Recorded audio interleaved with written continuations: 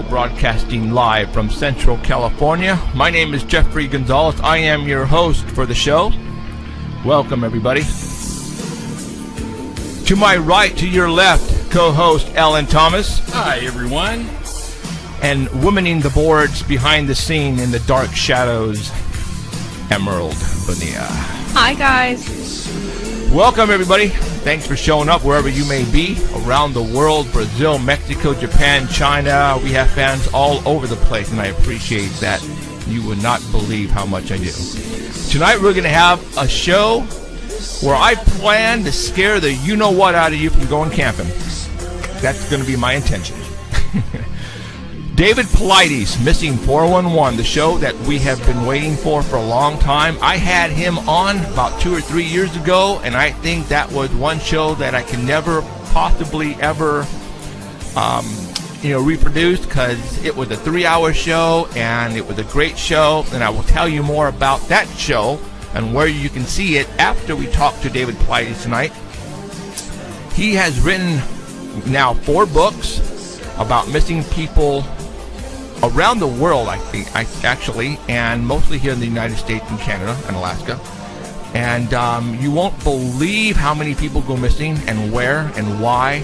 Well, not actually why, but the circumstances, the evidence that we're going to show you, not evidence, but facts on how all these people are going missing. And you guys are going to totally trip out like I did 3 years ago when I interviewed him. So sit right back, and if you have people who like to go camping, who like to go hunting up in the mountains, and I'm talking anywhere in the United States, mountains, then you better have them watch this show now. And so it's going to be a good show tonight. So if you are watching us at paranormalcentral.net, you are looking at us right now. We're going to be doing the Squatch report here pretty quick, and I'm going to be showing you some pictures, and you can go and watch them on the screen. If you are listening to us at Dark Matter Network at the artbell.com website, yep, you heard me right, artbell.com is carrying our show worldwide on the Dark Matter Network. We have the photos that we're going to be showing you there on the homepage where it says Paranormal Central, so you can go ahead and follow us there if you want, and you won't miss out, I guarantee it. So let's go ahead and pull up the Geekmeister, Mr. Bigfoot Investigator, know-it-all, Mr. Hairy Monster himself, Danny Valderrama. Hello. Hey, Danny. What's going on, Mr. Danny? How are you guys doing? It's got the long time that we've seen you, right? Yeah, about, 24 hours? 24 hours ago? Yeah. We went to the mountains last night. We went bigfooting. You went again, and you didn't take me. It was dead. I don't care. It was dead. Trust me. It was literally cricket. Don't take me nowhere. No, trust me. It was dead. So, all right, Danny Valderrama is going to be giving us a Squatch report for September the 7th, 2014. And let me get to the screen here and pop on the photographs that he sent me. And I'm going to be putting up right now photograph number 1. Do it. Yeah, the photograph number 1 comes from right here in town, Fresno Yosemite International Airport. I was there dropping off my wife, who was going out of town for a business conference, and we went into the gift shop, and there he was. Bigfoot was staring right at me. And there was about maybe, I think it was possibly more than 6 shelves of Bigfoot merchandise. Wow. I'm going to stop you right there. What airport in the United States or in the world has Bigfoot stuff like this?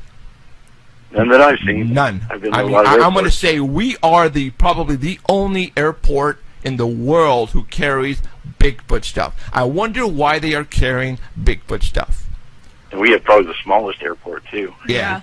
So why people think about this? Yosemite, Kings Canyon, the Sierras, finding Bigfoot, Destination America, Monsters and Mysteries. I think they understand where the Bigfoot is, just east of Fresno, and that's why they're going to try to make some money on it, man. I mean, who isn't, right? Cool. I mean, there's many shelves there. I couldn't believe it. There's 3 kiosks, and each one, as you walked around it, had Bigfoot merchandise, mugs, dolls, all all kinds of I'm, stuff. putting it's up, great to I'm see. putting up the second photograph right now that have that big plush Bigfoot. I am going to go buy that. I mean, that is so cool. I mean, come on. How much was that? $20 you said? $20, yeah. 20, I mean, come on. You can't beat $20 for that large Bigfoot. That is so cool. I The mean, more we buy, the more they'll have. So yes. I feel jilted because I was in there and they had like 3 coffee cups and a couple little shot glasses. Right. And I asked the girl, are they going to get any more? And she said no. So then I bought everything they had, right? And then you come along and show pictures of like 6 kiosks full of man, stuff. I mean, this is cool stuff. I mean, come on, people. Everybody who lived in Fresno, California, show your support.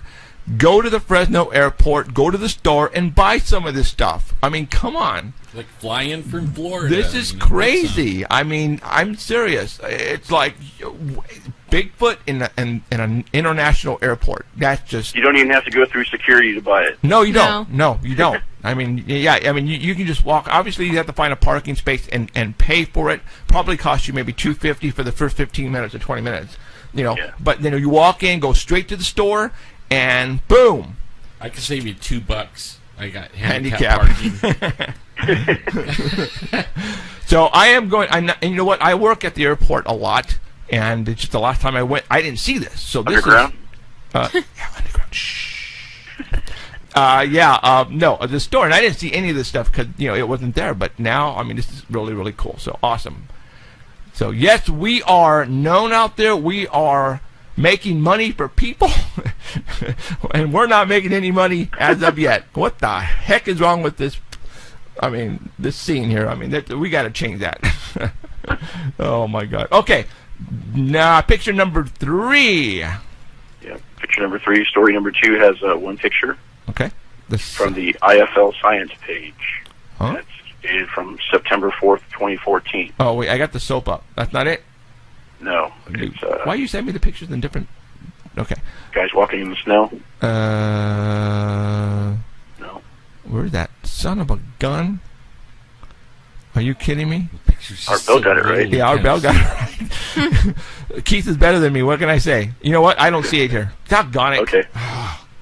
Go to Well, our Bell. anyways, these guys Is it have listed? found a way to extract DNA from footprints. So just when we thought we got everything we could out of the footprints, comes word from these scientists in the Arctic and an Arctic expedition that they've isolated polar bear DNA from frozen skin cells left in the tracks in the snow.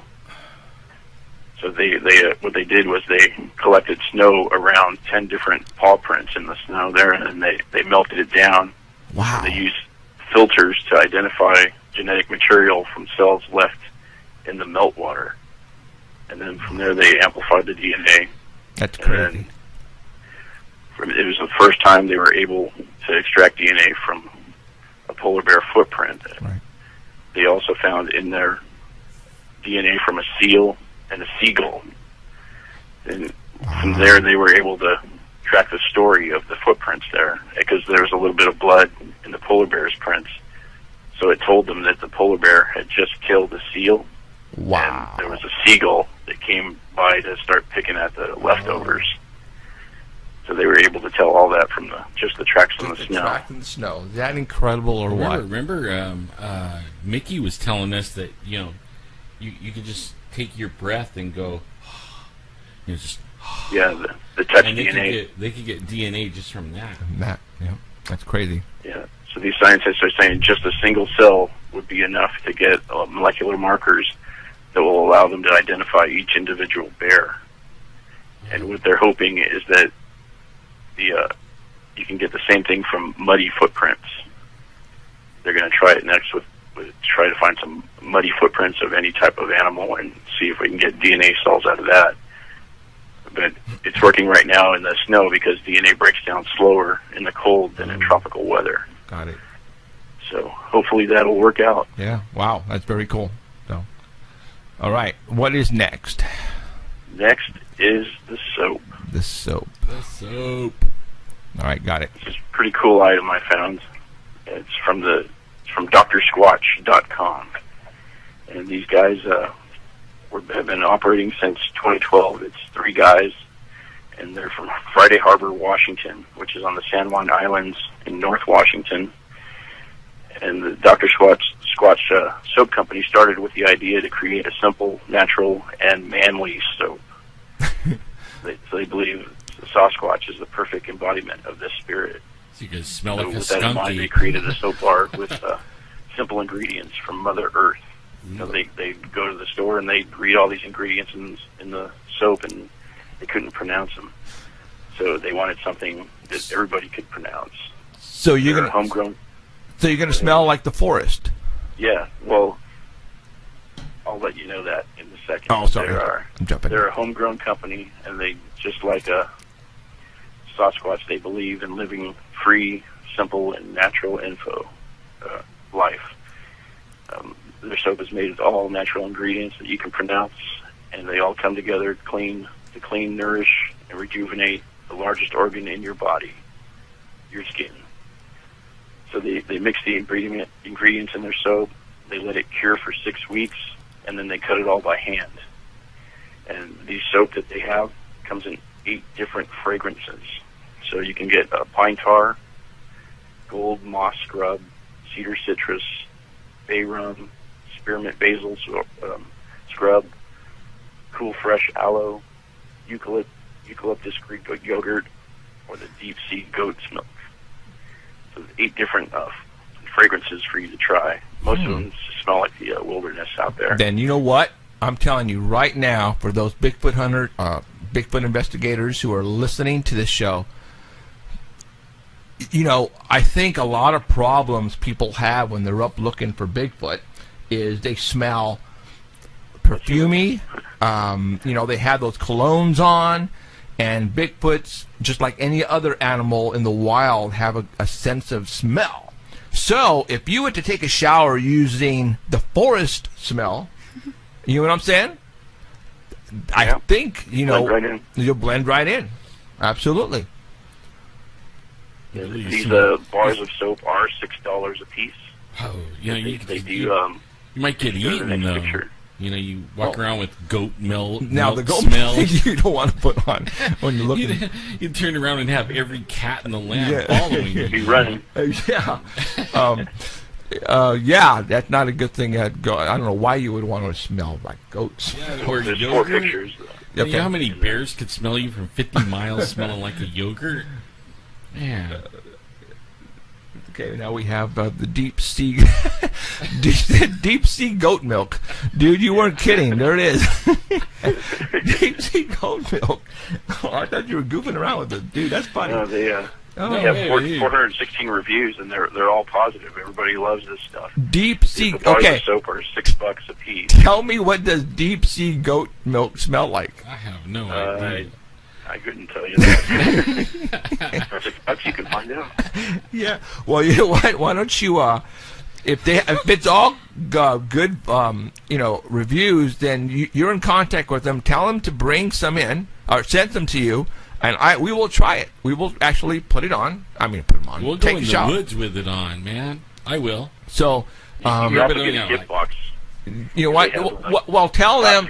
I know you communicated with them. Tell them to send you, and if they are listening to us right now, get a hold of Danny Valderrama. Send him some gift boxes, a couple of them, Goat milk. and literally, I will take a shower using just before we go to Bigfoot hunting, investigating. Please, you need to. I will take a shower like I always do, but I will use the forest smell, the evergreen, whatever that is. Because I'm serious. Yeah, you don't want to go up there smelling with perfume if you really want to get some action. No, you don't want to do that. Wait, man. When we were kids, we were taught to like rub, you know, like there's these leaves, manzanita and stuff like that. Right. And you grab it and squish it up and then rub it all over you, and it takes your smell away from you. You smell like a forest. Or you can roll around and poop like Yeah. Smeha did. Yeah, he was even eating it. Oh, like, God. oh man, your breath stinks, right? It's like it's really gonna stink in a minute. Okay. Yeah. And they also have a gift box that has 4 different of the most popular soaps in it, and that's $30. If you go onto their site, it says it's sold out, but they assured me that they do have them back in stock as of this weekend, so you can go ahead and order it. Okay. And if you're still not sure what kind of soap that you want, there is a quiz there that'll ask you about 6 questions. At the end of the quiz, it'll tell you what soap is for you based on your answers. And You know what we got to do? you know, they also have a different is a soapscription. A subscription. I Boom, can't boom, wait. boom. You know what? We need the next time you're in the airport, take a picture of this to have them order some of this and put it with the Okay. Bigfoot stuff. I'm on my way there, actually, in about a half an hour. Oh, there you go. And take print out a couple of pictures or put them on your iPhone and say, hey, that way when Well, people they actually do. If you go onto their site, they actually do. If you they're looking for people to sell their item in their stores. well, there you go. Yeah, so they're actually looking for people to sell it Maybe in we their could sell stores. it on our Right now, it's website. mainly sold online, but they have it at Urban Outfitters, the Space Needle, a place called the Grooming Lounge, and you can contact them if you want. If you own a store and you want to contact them, drsquatch.com. You can get their product in your store too. I really want to see what that deep sea goat milk smelled like. Yeah, so you can the subscription. You can either order 1 bar, 2 bars, or 3 bars, and a month. And it's the 3 bars. You can pay $12 a month, and they send them to you. They send 3 bars a month to you, and you can either choose them or they'll choose them for you. But the pine tar one is selling really good. The pine tar one, I think, is the one that everybody's talking about. And that one I can see actually using before you go up there. It smell like pine cones. Yeah. So Yeah. this is for the Bigfooter. You don't like Anybody that? who has a Bigfooter in their life. Yeah. They No, already smell like the forest, so that might as well make them clean too. absolutely. Pine tar. It sounds like something you'd never get off. You know? Like, man, look, I got the pine tar. Your hair's all stuck and everything. No, you know what? If you're listening, Dr. Squatch, notify David Belderama and get us some. Or Danny. Or I'm sorry, Danny. and we'll try some. We'll check it out. So, all right. What's next? Story number 4, Yeah. 3 pictures. 3 pictures. All right. Oh, This broke on Monday, September 1st, I was reading on about the this. Soft Squatch Hunter page. It's from Stacy Brown. Stacy Brown Jr., if you remember him, he was the winner of the $10 million Bigfoot bounty that was on TV. He didn't win the $10 million, but he did have like the most evidence, so he did win something. I can't remember the dollar amount that he won. But it 100 wasn't grand. $10 million. It was like $100,000. Wow. But this broke last Sunday that just after our show ended, that he announced that he was in possession of a arm, and that's the picture that's on there. They found it in the woods out in Florida, in one of his favorite hot spots, and they took it to the Fish and Wildlife Conservation Commission, and they confirmed that it was not from a bear or a human. So they were going to take it to get analyzed, see what was going on. And he also says there are no bears or monkeys in that area of Florida. So they weren't sure what it was. They said the people told them that it was an unknown primate arm. So he put it on Facebook, see if anybody could identify it. And if you go to the next picture, it's a picture without the dirt behind it. You can see the length on it. So it was sent out for testing, and they're hoping it's the arm of a skunk ape. And So how are they going to know it's a skunk ape? It's got to come back part ape then, right? Yeah. But not it's got to be Or primate. unknown type of ape. Yeah. It's kind of small. Yeah. Yeah, it is. They're saying somebody told them it looked like an orangutan arm, and there was a report of a orangutan that was loose out there, but they don't know if it was the same area that he found it in. Oh, okay. But in the area that they did find it in, there has been Bigfoot activity, and in April they did find a trackway through that whole area. So they're Yeah, hoping that I'm looking at it, and is that supposed to be the knee? The middle part? it's supposed to be the arm. Oh, that's the arm. The elbow, and the hand at the bottom. Okay, Yeah. so, and that's a ruler right there, so what are we looking at, 17 inches? Yeah, it's Yeah, not that pretty long. Well, Now they did announce that there would be a press conference today around 3:30 on one of the other shows, and what I just found out right now a few minutes ago, just before it came on, is that they did identify it. they did? They did, And I guess Disotel from the $10 million Bigfoot bounty ran a bunch of tests on it over the week. Uh-huh. So he and Stacy Brown Jr. announced on this radio show that it was a gator arm, and possibly a hind leg. Yeah. Boy, they sure ran this and just milked the heck out of this, didn't they? I mean, it was all over the place. It sure was. It was everywhere. Yeah, it was. Well, there you go. An It alligator. turns out to be a gator arm. So maybe a skunk ate a gator.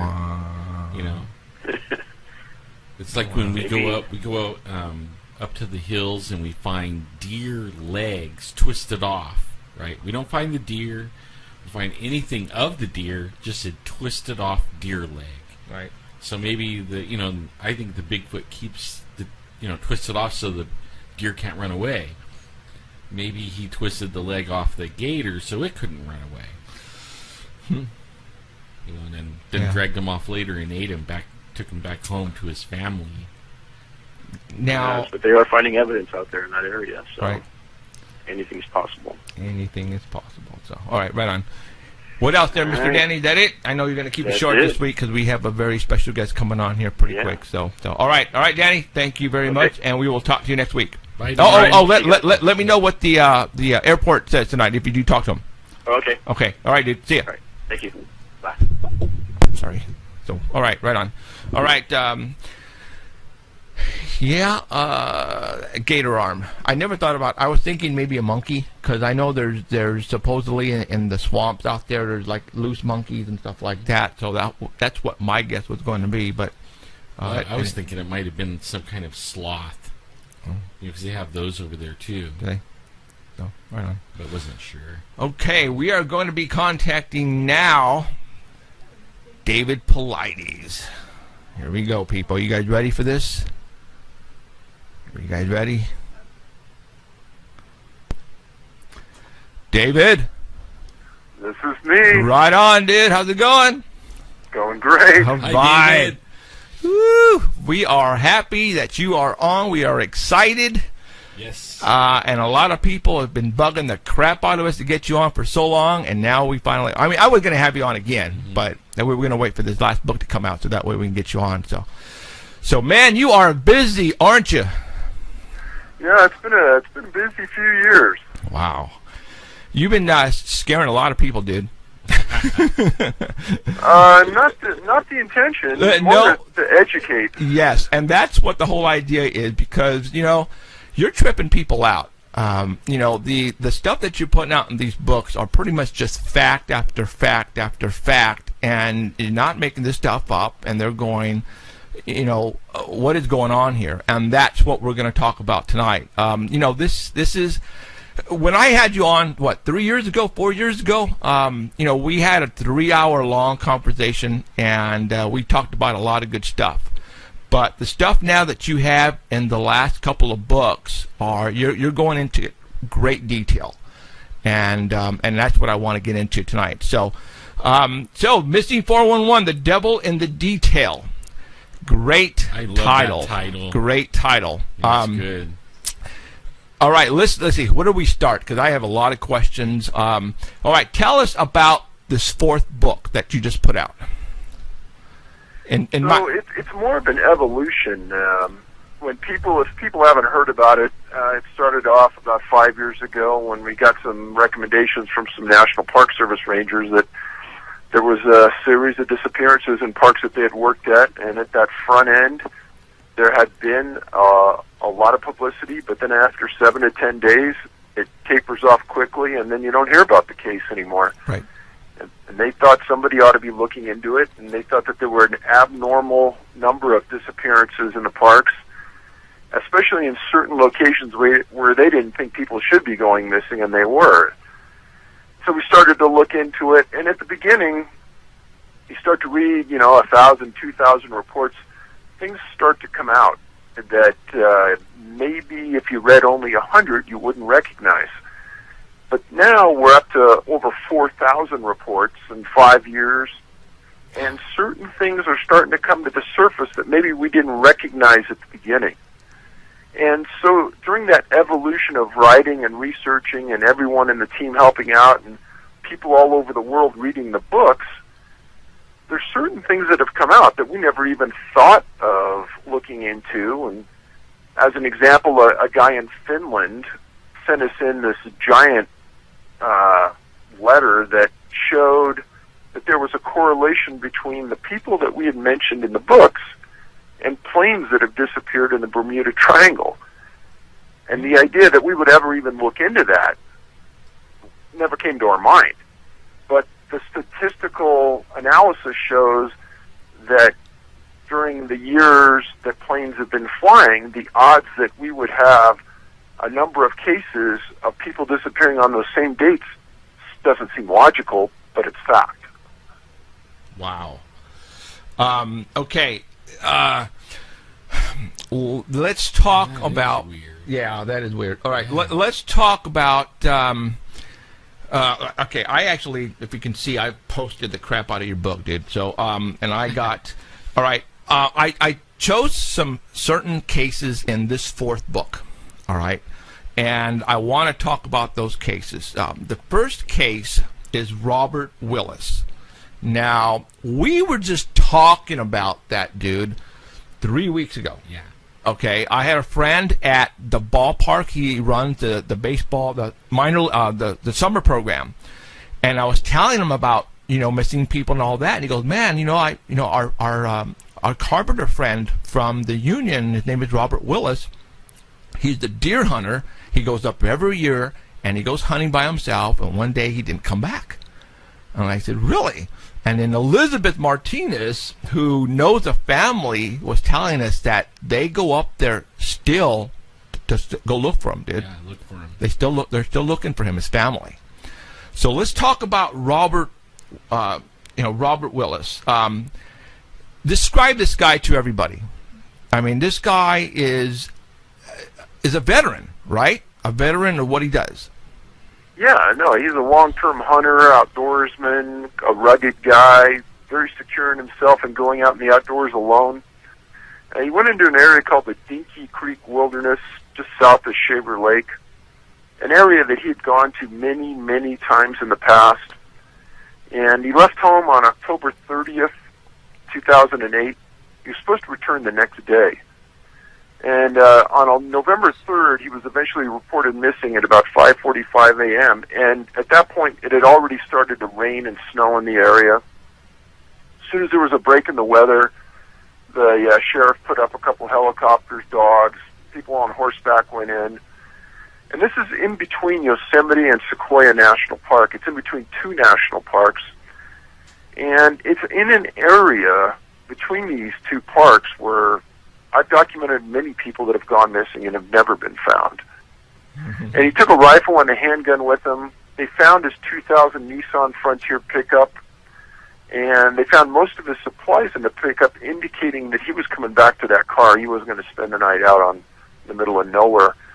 He was on Forest Service Road 10S31, kind of in an area everyone expected him to be. And what I tell people about this incident and hundreds of others is that this is a prime example why you never go out alone. Oh, David, I actually yelled at everybody on my audience last week or 2 weeks ago. Close. Literally, I was yelling at everybody to knock it off. Don't do it. That's it. Stop going by yourself, hiking or hunting. And well, continue on. I mean, I was ticked, David. I was ticked off. Go ahead. So one of the things that we recommend to people, if you have to go out by yourself, is you carry a firearm and you carry a personal locator transponder. And those two things together, out of 4,000 cases, we've never found a case where people that had both items disappeared. A lot of people with firearms and hunters, a lot of them disappear.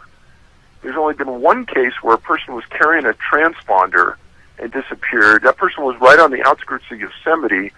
They found him at the bottom of a cliff in a crag, and that's how they located him, because his transponder apparently went off when it hit the rocks. Wow. Now, that case was in the books because it was so odd what happened. I won't go into that, but If you're going to go out alone, carry a gun and carry a transponder. Transponders cost about $200, $300. If you're going to go out a lot in the woods, carry one. What happens is that they send off a signal to a satellite that goes to National Oceanographic and Administration personnel, sends a signal that you're in distress, and they can locate you within 10 to 20 feet from where that transponder is. I can't explain why the transponder and the gun together mean anything. I can only give you the facts as we know them, that people haven't disappeared together like that. Now, Robert, to this day, still hasn't been found. Right.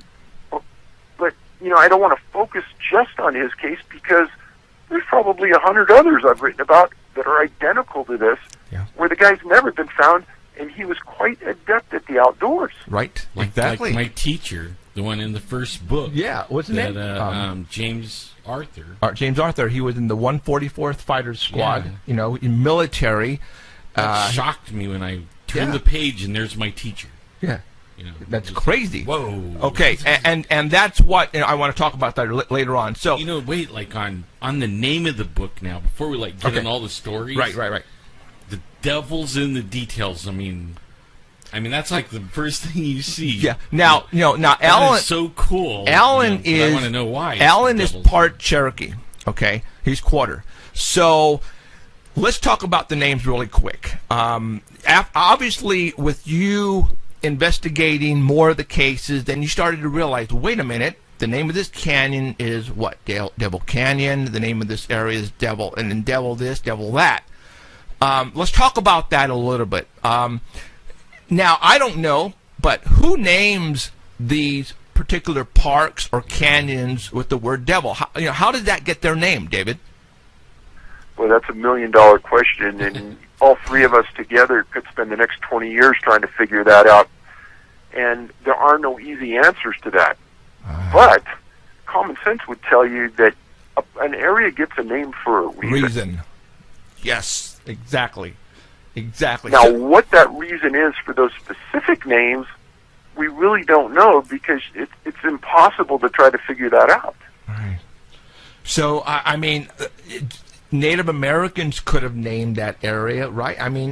Like you're saying, we're just thinking out of the box. How did they get their names with the devil in it? Obviously, it was named for a reason. Bad devil. When you say devil, it's bad. A lot of them go way back, like legends. Like hundreds of years. That was what that was known for. And then it just gets on the map because that's what everybody calls it. Everybody calls it. Yeah. So when you say devil, you're saying bad place. Very, very bad place. Yeah, don't go there. Don't go there. Okay. All right. There's a couple of cases that I wanted to talk about here around us. And the next one was George Benka. I believe his last name is spelled. Oh, Penka. Penka. Yeah, that I just blows me away. Go for it. Tell us about this one. A lot of people have keyed on this case because George was with a religious group from his hometown in Southern California that went into Yosemite as a group, and they decided that they were going to hike around the area. George was a big guy. He probably wasn't a long-distance runner. He looked like he was a pretty sedentary guy just from his appearance. But on June 17th, 2011, the group decided that they were going to hike up to Upper Yosemite Falls via the Upper Falls Trail. And they made it to the top, and they hung around there for quite a while. And at 2:30, the group decided they were going to head back to the cars from the top of the falls. And George was in the back of the pack as they started to come down the trail. Now, for the people who don't know, this is a big trail. It's very, very heavily used. There's a lot of people on it. And after my last book came out, a guy named Roger Marsh in the Huffington Post wrote an article, and the title of it was called "Don't Be Last in Line." And the title could be "Don't Be Last in Line" and "Don't Be First in Line." Wow. And the reason he wrote that is that there were a series of stories in my book before this, Missing 411, North America and Beyond, where I described the person being last in line would disappear. And Yeah. it doesn't make any logical sense per se, but everyone would walk to the bottom of the trail wherever they were, and that person that was last in line, or first in line that took out in front of everybody, they wouldn't be there in many instances. And sometimes they were never found. In Penka's case, we filed the Freedom of Information Act request on Yosemite. And you got to remember that I've probably filed 100 on the National Park Service in 5 years. And as long as I name the person that I'm looking at, the date they went missing, and the location, if it was a missing person, I usually got the case. In this incident, they told me I wouldn't get the case on Penka. Really? And I went back at them and I said, well, is this a criminal case? They said, no. So it's just a missing person case? Yes. And there's no suspects? No. Well, why wouldn't you let me have the case? And they said, you're not going to get it.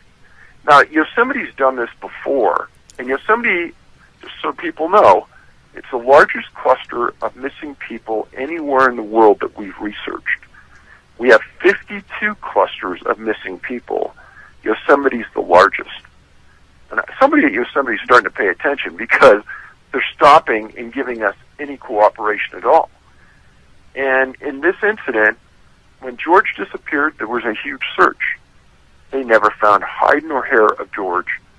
And obviously the church group was distraught, his family's distraught. Well, where can you go on this big trail? Wow. I mean, think you're taking a little trip, to Yosemite, thinking you're going to come back, and all of a sudden, your daughter or your son is missing, and they don't know what happened to him. Like you said, Yosemite, there are literally thousands of people up there every single day, and especially this particular path. How can somebody simply disappear from the back of the line? I don't know. Even if he fell off, like I lived in Yosemite for a while, and I watched a guy fall off that trail and then fall through the falls. Saw his red jacket go. Okay. So I mean, even if he fell, there's people on the ground looking at the falls, right, that would see him. Even though nobody on the trail might have saw him, there's other people admiring the falls that would have saw him. This is crazy. Like we did. This is crazy. So Yeah. obviously, no body ever found. That is weird. that is sad. That's absolutely sad and scary at the same time. Because I was telling people, don't go by yourselves. Right. Don't ever go by yourself ever again up to the Sierras, just east of Fresno. But now we're telling people, don't be the last in line, because this is crazy, David. I don't understand. Don't let your kids wander off out of your sight. Yeah, we're telling this everybody is that. absolutely crazy. Okay, now, any more information that they come up with any clothing or anything on him, George? So it's been over 3 years. There's nothing. And one of the things I think that's important to understand, you guys almost touched on it there, is that if he would have fallen somewhere, or if he would walk behind a rock because he was sick, passed out, and died, I guarantee they would have found his body by now, because through decomposition, the odor would have been overwhelming on that trail. They would have found him. Yeah, I think you're absolutely right. So let's think about this. Okay, you're walking down a trail, and there's other people in front of you. Can a bear come out of nowhere and take you and just run with you? No. All right. Could a mountain lion do the same thing? No. Could a person come by and snag you from the end of the line and take you away? No, because George would have been kicking and screaming and yelling, right? Correct. So how could somebody, maybe 200 pounds, 225 pounds, simply poof? That is, okay, well, right now what I want to do is I want to make people think. All right, you guys, this is what we're giving you guys are facts on how these people are going missing. Now, you guys are going to try to find out how these guys go missing. And we're gonna give you some more cases. All right, now, a couple of months ago, firefighter, Southern California, Mr. Herdman, right? Oh, yes. Yep. You were on a radio station that was being broadcast on the Dark Matter Network, and you basically told that the host of the show how they were going to find him. Why don't you tell us about that story? So Mike Herdman, kind of the all-American boy, 36 years old, married with a daughter. He was an Arcadia firefighter paramedic, and he and another firefighter paramedic on about June 11th, they went backpacking in Los Padres National Forest in Ventura County. And Mike brought his dog, Duke, with him, and they had a scheduled 4-day trip into the Sespe Wilderness. And if you do a Google search on Sespe Wilderness, S-E-S-P-E, you're going to find that there's a lot of areas back there that have the name Devil in them. And I did some research on the area after all this started to happen, and the facts just started to roll onto me. So he and a paramedic named Taylor Byers, they backpacked into the area a day and a half. They were set up along a creek, and it was getting to be nighttime on the 13th. And Duke, Mike's dog, took off running away from the campsite. And Mike got on a pair of shorts and a tank top, no shoes, nothing else, and he took off running after his dog. Now, for people who haven't read my books, one of the things that we found is that a lot of people, when they are found after they disappear, are missing clothing and missing shoes. And when I heard that he ran off without shoes and he didn't come back right away, we all started to key on this case. Because he was a trained survivalist and an outdoorsman, and he had been to this area many times before. So they started a search for him, and they searched for a week and a half. And they flew the same route into this area every day by helicopter. They put a drone in the air with FLIR, forward-looking infrared radar, looking for body heat. They put canines into the valley looking for a body. They had horse-mounted units come in.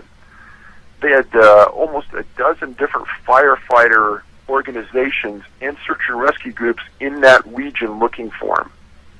And they had made a determination on where was the high probability areas that he would be, and they assumed at the beginning that he had to have been hurt, otherwise he would have responded for their calls of help.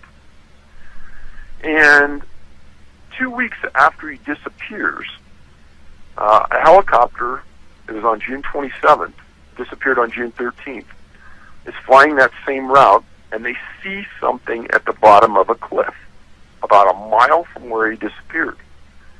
They put a searcher down onto the location, and they find his body there, dead. Now, on the 26th, I was on a show, and we were going over the same facts I just explained to you. And I said, based on everything that's put forth right here, my educated guess is he's going to be found at the bottom of a cliff. He's going to be deceased. He's going to be in an area where they probably flew over before, and they didn't see him, or he wasn't there, and they're going to find him, and they're going to determine the cause of death is catastrophic injury at some level. And they did. Yep. So have they come to question you because you know so much about this? Because it's exactly like a lot of these cases that you have in your books. They're finding them at the bottom of a cliff. Sometimes they're covered in bushes, right? Right.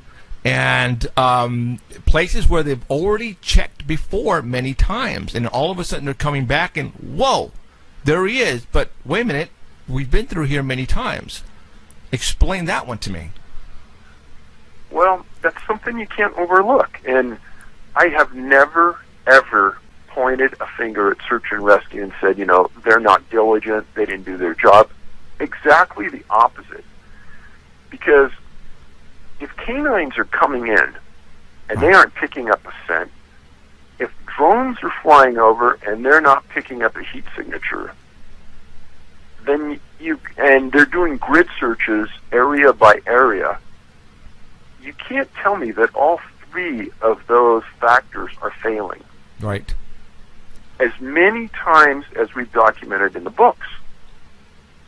Maybe once or twice, maybe 3 times.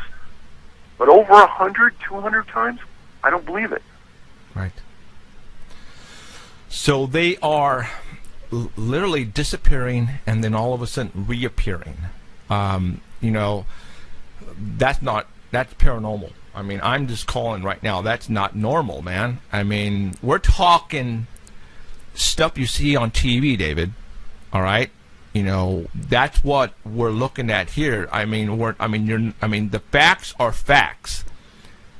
You can't get around by saying, well, they didn't check that area thoroughly, which is bullcrap. So how do you not? I mean, how did the body get there from not being there a couple days ago? I can't believe that they haven't offered him a TV deal. This stuff will make great TV. Man, okay.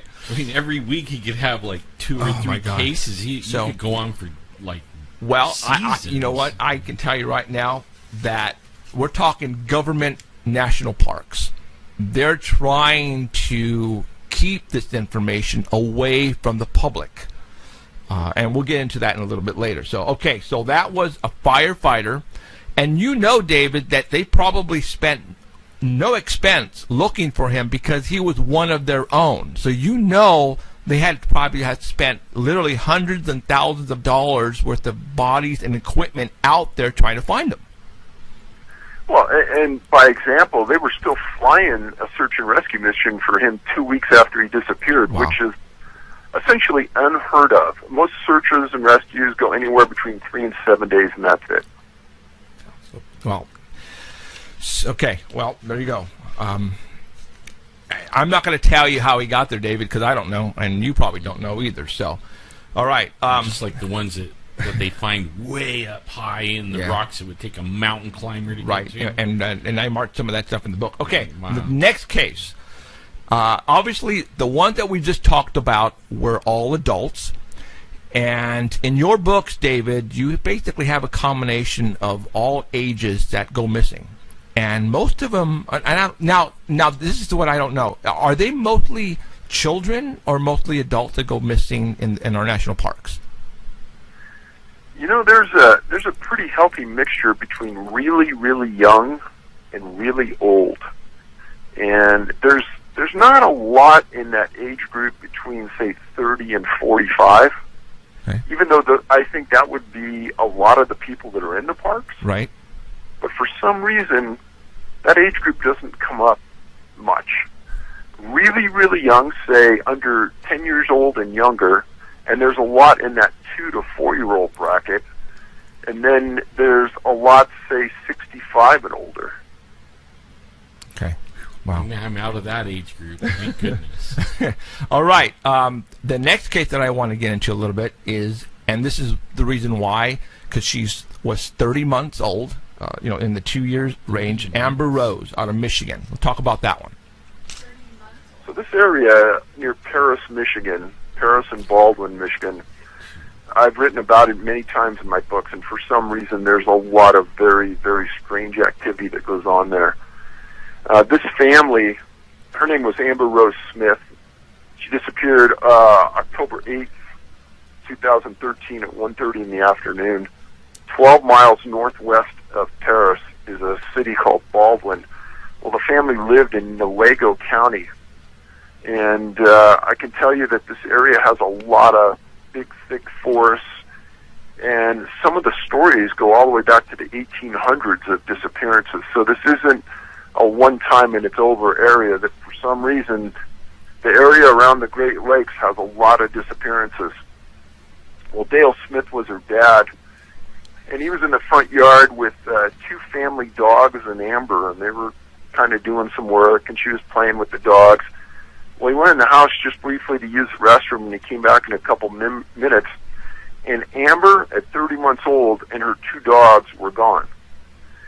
Now, for people, again, who have read my books, you'll know this scenario plays out time after time after time. A very, very small child disappears from a yard in a farm or a ranch or in a national forest and is gone quicker than you can believe, and then the parent gets back and starts yelling for the dogs, yelling for the child, and gets no response.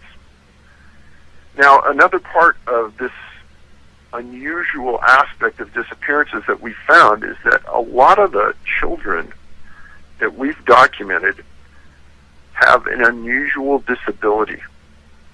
And I can't explain it other than she did. She had severe mental and physical disabilities.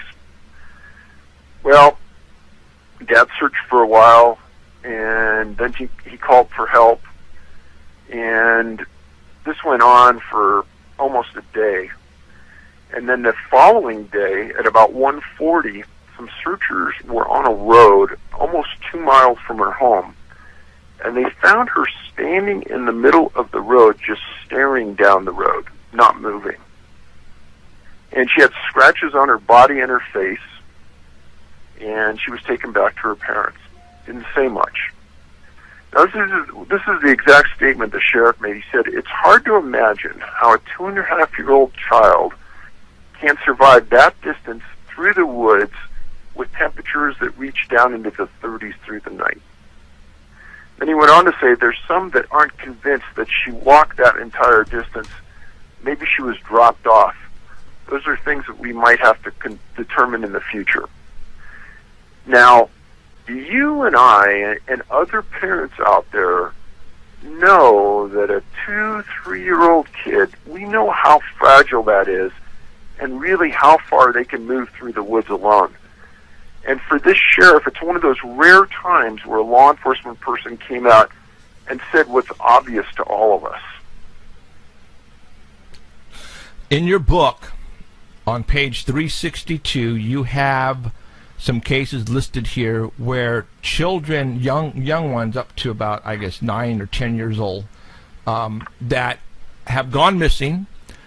Either they find their body or find them alive.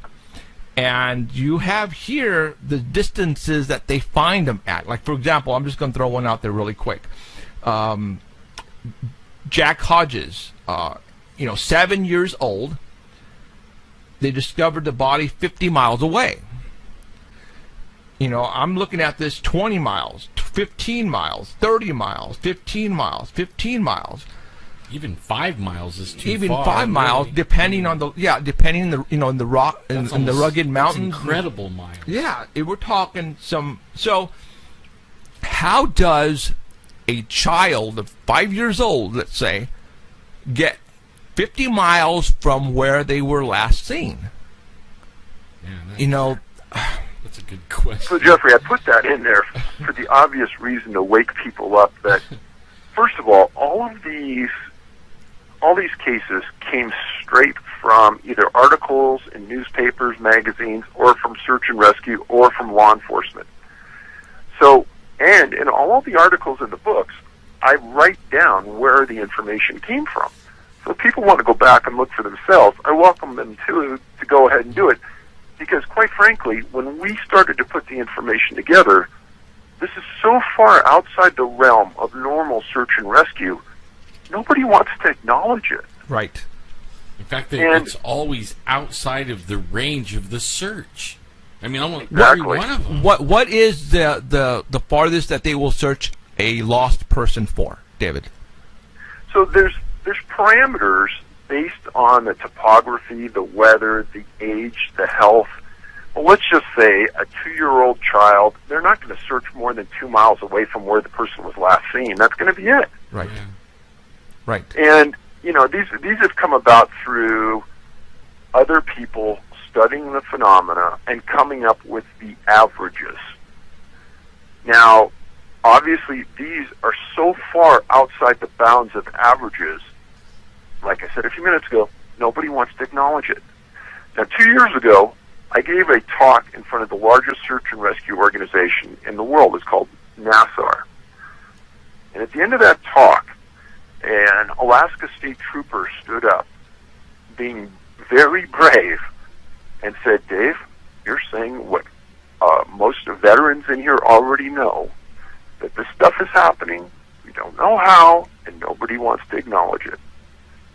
And in that talk, I just laid out facts, like the pages you just talked about, because I think they speak volumes about what's rational. If you have a child, you know your child's not going to be found 2 days later 10 miles away when they're 3 years old. Right.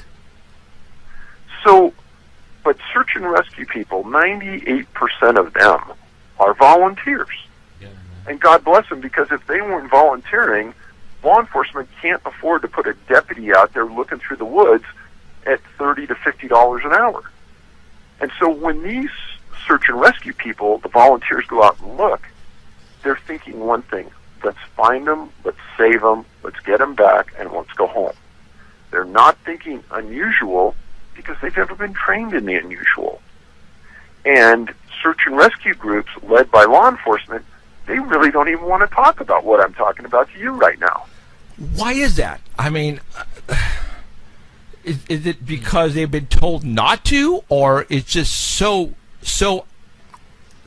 just ridiculously just crazy that I don't, I just doesn't, it blows me away. I was doing a talk in Sanger at the Rotary Club, okay, and because we were on a TV show, and I mentioned about missing people, and it so happens the fire chief was in the audience on one of the tables, and I was telling him about why does the Sierras, Yosemite, why do we have so many missing hikers and missing campers? Because we see that on the news down here constantly. And I was looking at him when I was saying this, and he was looking at me, smiling, and he was nodding at me, going, and he was acknowledging exactly what I was doing, was saying. And he was probably tripping out, because he probably had that in the back of his mind. Why isn't anybody else catching this? Well, obviously you are catching this. And I'm looking Jeffrey, you're bringing up a good point, and it goes to something that we started a couple weeks ago with another a lady, a reader of mine. And if I could just plug a petition that's going out. Oh, yeah. So if you go to our website, the canammissing.com, you're going to see a header on one of the links that says petition. I want everyone to go in there and read that. And you just brought up the optimum point. Is why don't people know about all these missing people that are out there? And the reason being is there's no way for you to really know unless you read the books.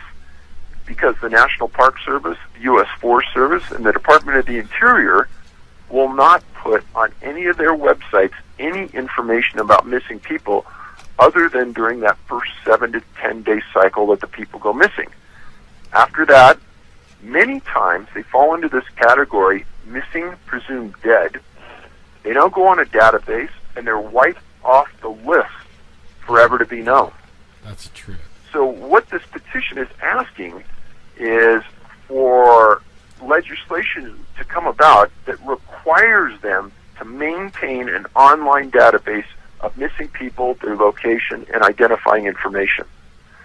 And this isn't as much for us to know, even though we need to know. There are rooms in the coroner's offices, rural coroner's offices across the United States that are filled, and I'm talking filled, with bones of people they cannot identify. Oregon ran an article, and it's on our website under current events, if you can look through it, that talks about certain counties having these rooms filled with bones that they can't identify because there's no way for them to ID who's missing where. Ah.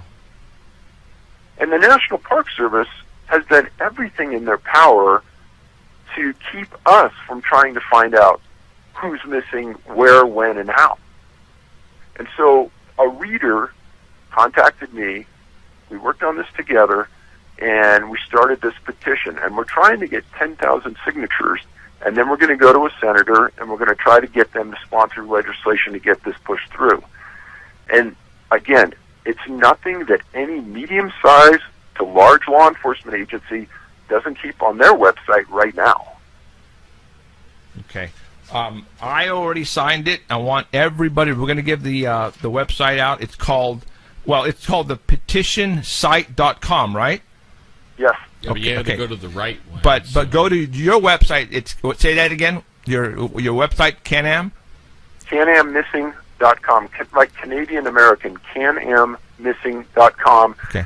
Just look for the header that says petition. Click on the petition. It'll take you to the site. You can read it, and then I'd be blessed if everybody would sign it. Absolutely. All of you right now who are watching us and listening to us at rval.com, if you can do that right now, do it. If not, do it after the interview, after the show tonight. Now let's get 10,000 signatures on here so we can try to get this thing moving right along, because this has to stop. Is it all right if I we have a website also, and can I put that prominently on our website for a while?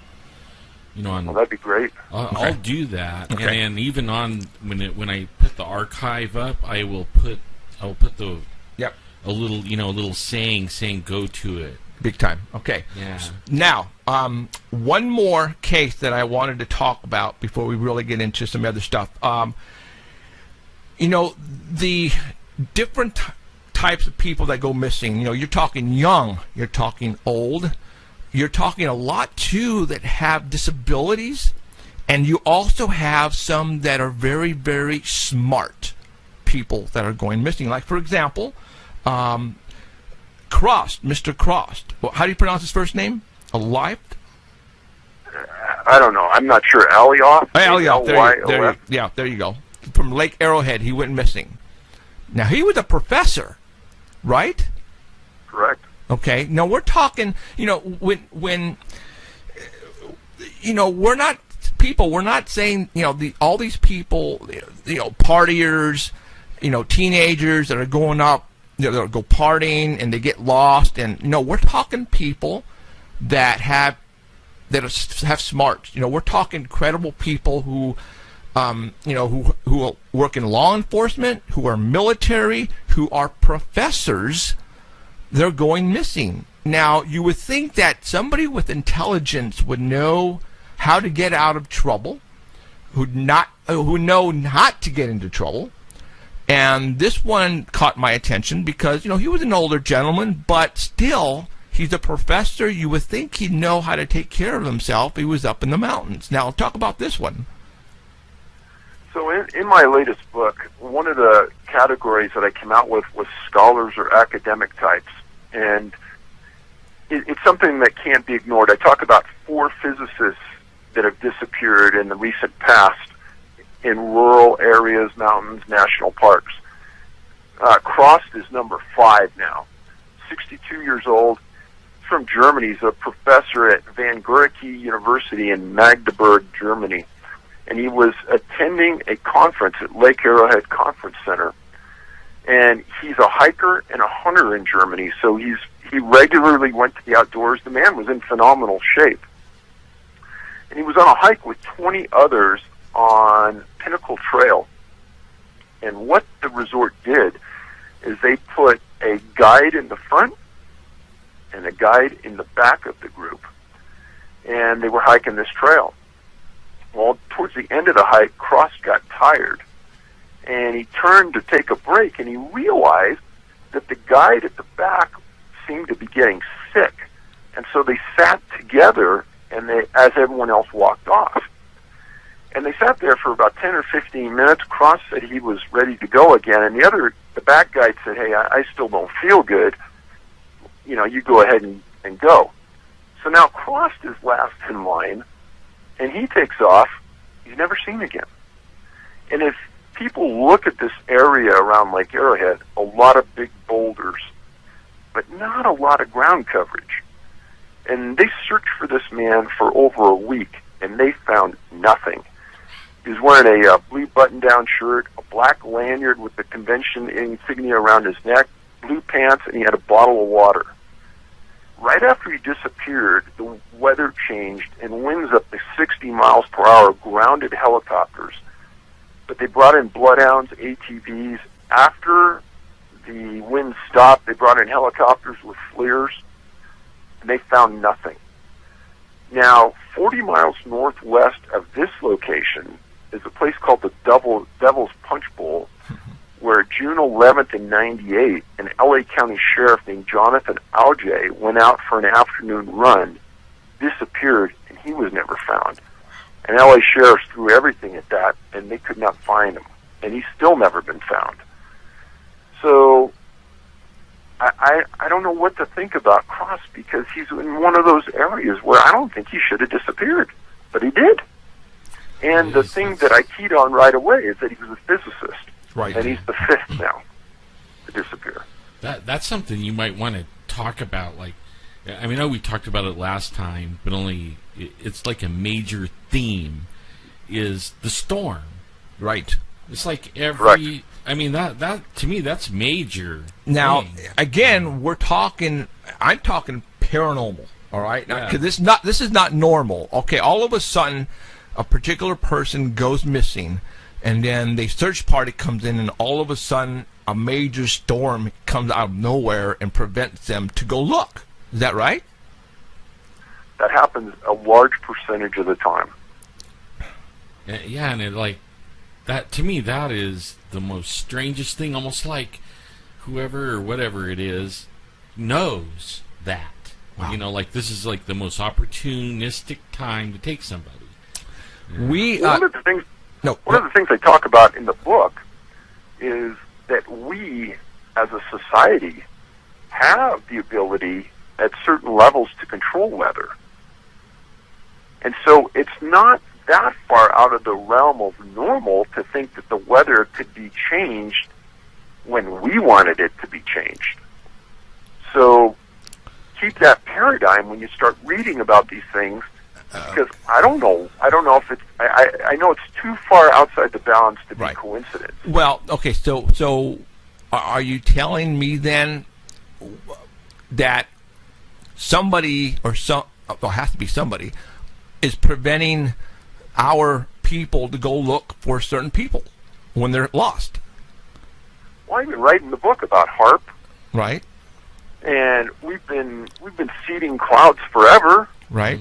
So, I mean, there's a lot of this that goes on that, you know, it's hard to put A and B to equal C, but once you understand that it's too far outside the bounds of normal to think that it's just happenstance, it's not. Talking about professors, a couple of weeks ago, we had a hiker go missing here in Kings Canyon, and they found his body dead from the Bay Area. His name is Gregory Muck, M-U-C-K. He was from Santa Cruz. He was an elementary teacher. He came to, and I'm reading it, that 12,000-foot elevation Gardner Basin. Does that sound familiar? I think so. Okay. And he went, he basically told everybody where he was going, and he didn't return. They sent out a search party, and they found him at the bottom of a cliff, David. I know the case. Okay. And it's hard to ignore those things.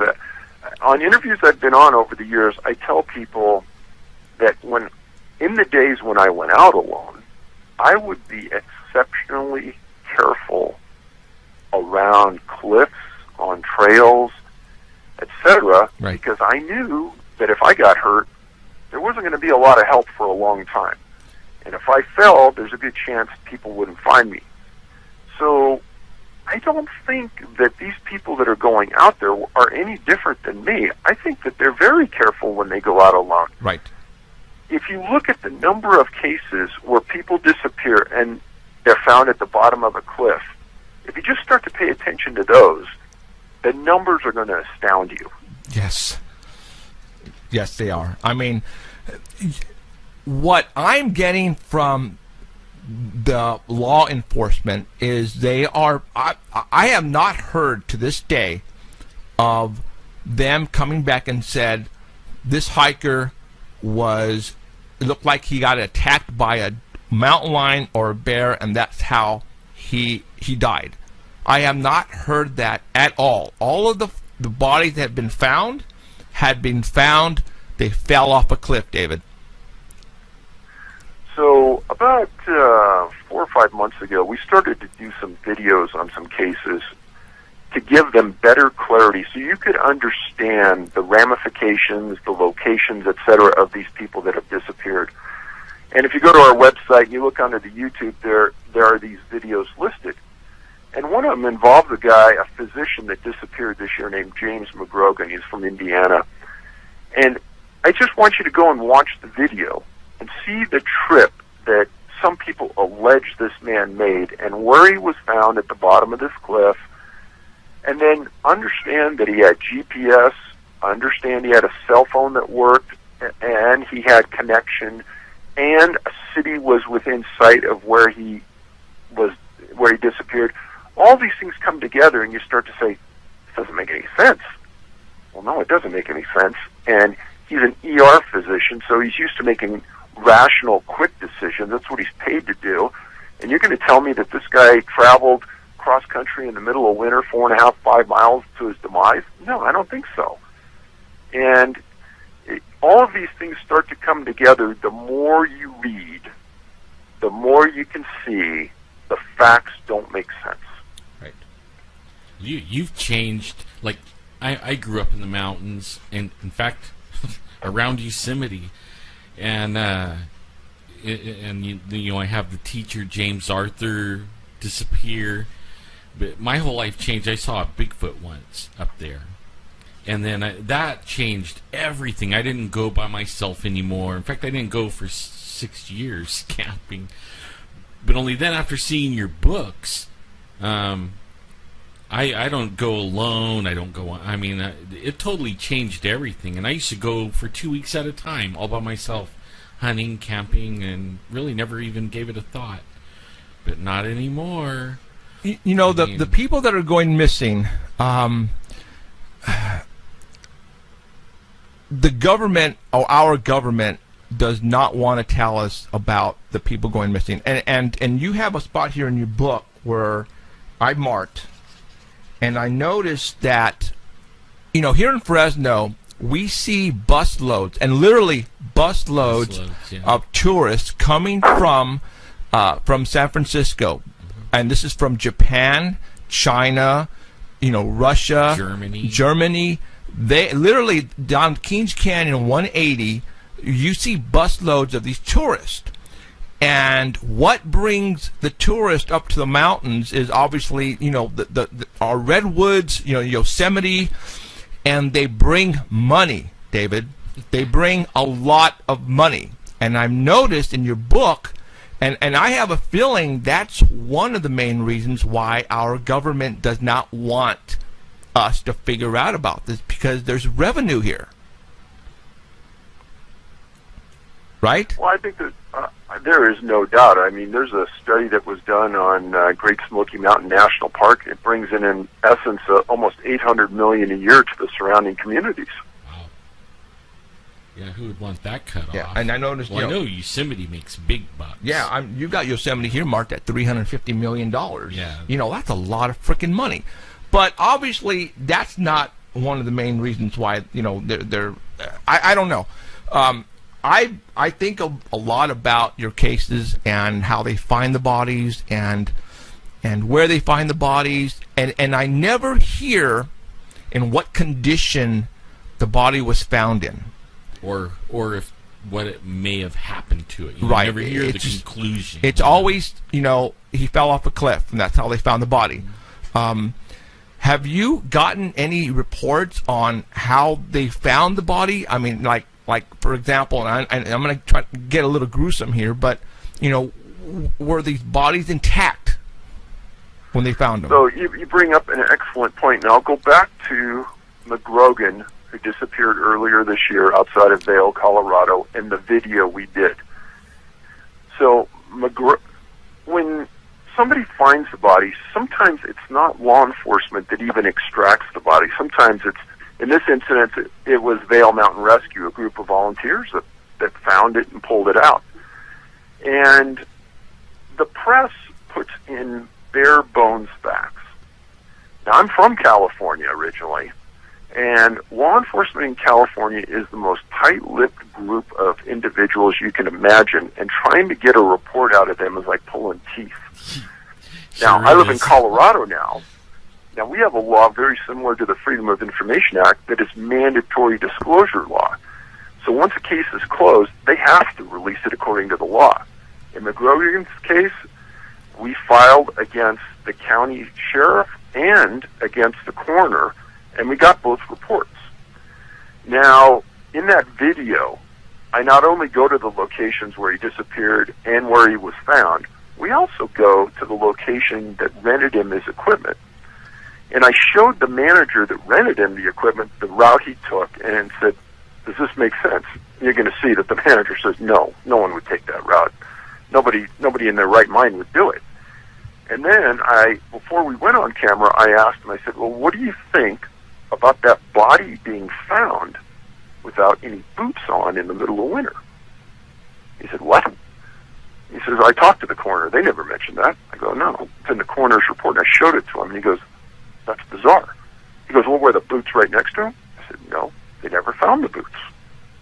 They searched for them. They still never found them.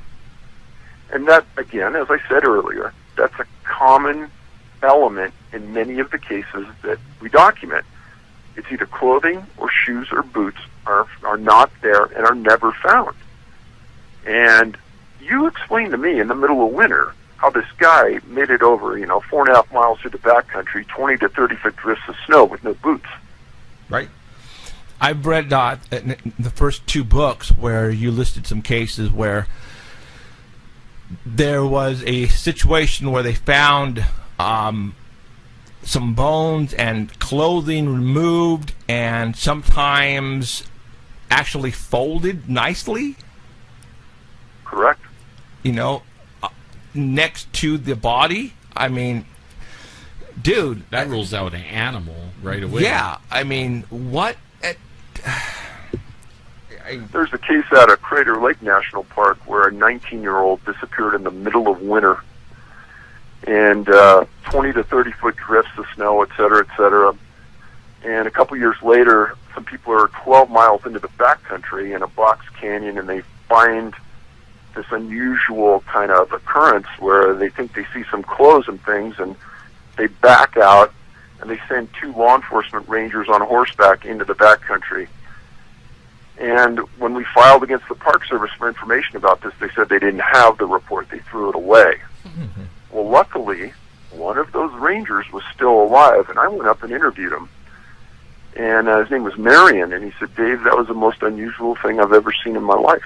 Because my partner and I rode in, and we stepped over this large log. And he goes, imagine if you were standing up, and you unbuckled your Levi's, unbuckled the belt, dropped the zipper, and dropped your pants down to your ankles. He goes, that's what we're looking at on the other side of this log, with socks at the bottom of these Levi's, with little bones in the socks, and a broken tibia in the right leg of the pants, but no other bones. And he said, I've done hundreds of these backcountry recoveries of bodies, and I've never not found boots. He goes, there were no boots there. He goes, there was no coat, there was no shirt, there was no camera, there was no sheath of the knife he had. And he goes, but the better question is, how did he get 12 miles into the backcountry with no skis, no snowshoes, and no winter equipment to get there? Yeah, because we were so disturbed by it, we backed out and called for an FBI evidence response team from Portland to come down and work the scene. Oh. Wow. I've noticed here that people who are listening and watching right now, this has been going on for a long time. Long time. As a matter of fact, David lists has dates here, and the earliest you have is 1826. So, this has been going on more than a century. And who knows how long before that. Right. You know? That's how they got the devil names. Yeah, it's eating me alive that, how did they get the, I'm thinking Native Americans. That's where I'm thinking. Yeah, I mean, it could be miners. But I mean, people started naming these names, because usually it's bad. Right. It really is. It usually is bad. Yeah. But I don't know how long it goes. Just to let everybody know, after we talk to David tonight, we're going to be giving away 2 of his books. All right? I'm going to give you the number right now, but we're not going to do it right now. 559-287-8367. 559-287-8367. Yeah, don't call. Don't call now. Be beeping and, yeah, and don't call. We'll let you know. Now, David, I went to Amazon and pulled up your books on there. What the hell is that all about? Okay, I'm going to put up a picture. I took a snapshot, and I am going to put up a picture right now and show everybody. I couldn't believe it either. Okay, you know, they don't want you to talk about this. Yeah, go ahead. Talk about these prices on Amazon. Obviously, you're not doing this, right? No, we don't sell on Amazon. We have our own website. We have good penetration on the web.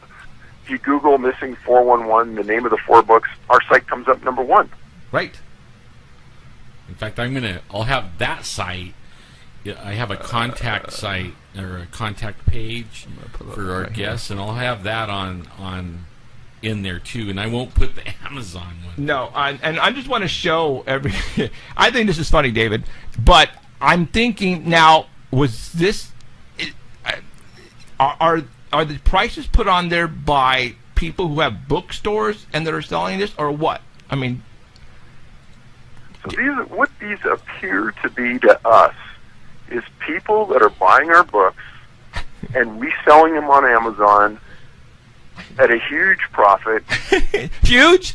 I can't believe people are paying that much for a book myself. No, they've got to be out of their mind. Okay, your recent book is going for $2,342. Your first book is going for $2,361.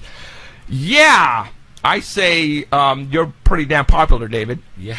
Or somebody does not like you and does not want people to buy these books. Because if people are not familiar with shows like this, they're not going to know about your websites.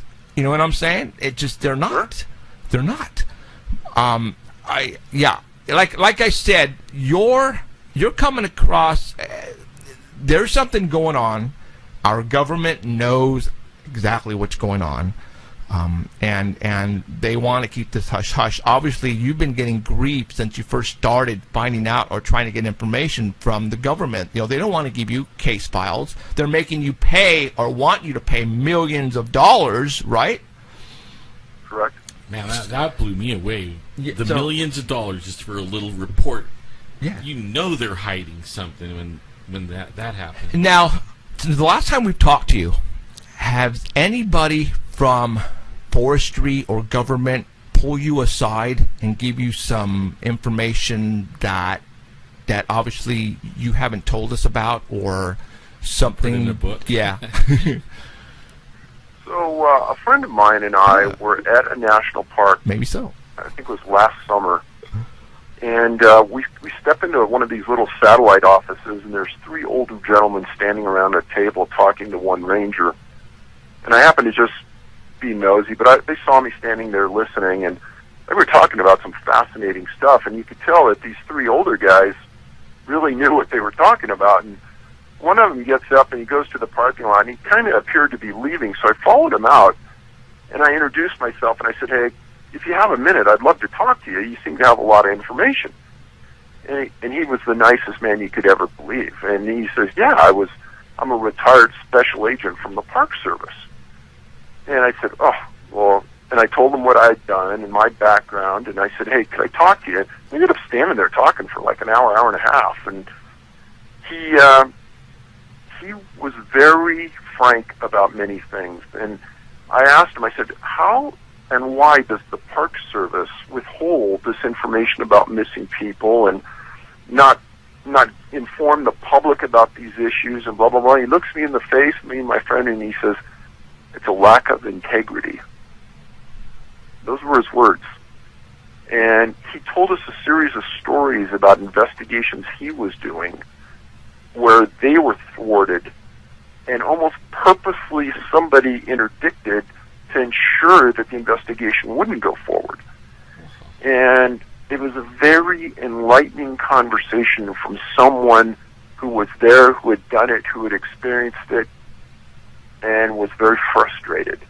And so people know, the National Park Service has a large law enforcement contingent that are law enforcement police officers and marked cars that have gone to some of the best law enforcement training in the world through the Federal Law Enforcement Training Center. And after you've been there for a while, you can step up and be a detective, and you get a category which is called special agent. And they're the ones that do the bigger investigations into the park. Now, if it's a real serious investigation, you turn it over to the FBI. But normally, it's a special agent of the National Park Service that does these investigations. And our conversation with this man was very enlightening. Yeah, well, they're federal agents. That's pretty cool. I mean, so that like the guy I would have been blaming would have been him, but then you find out it's not him; it's somebody higher up than that, even.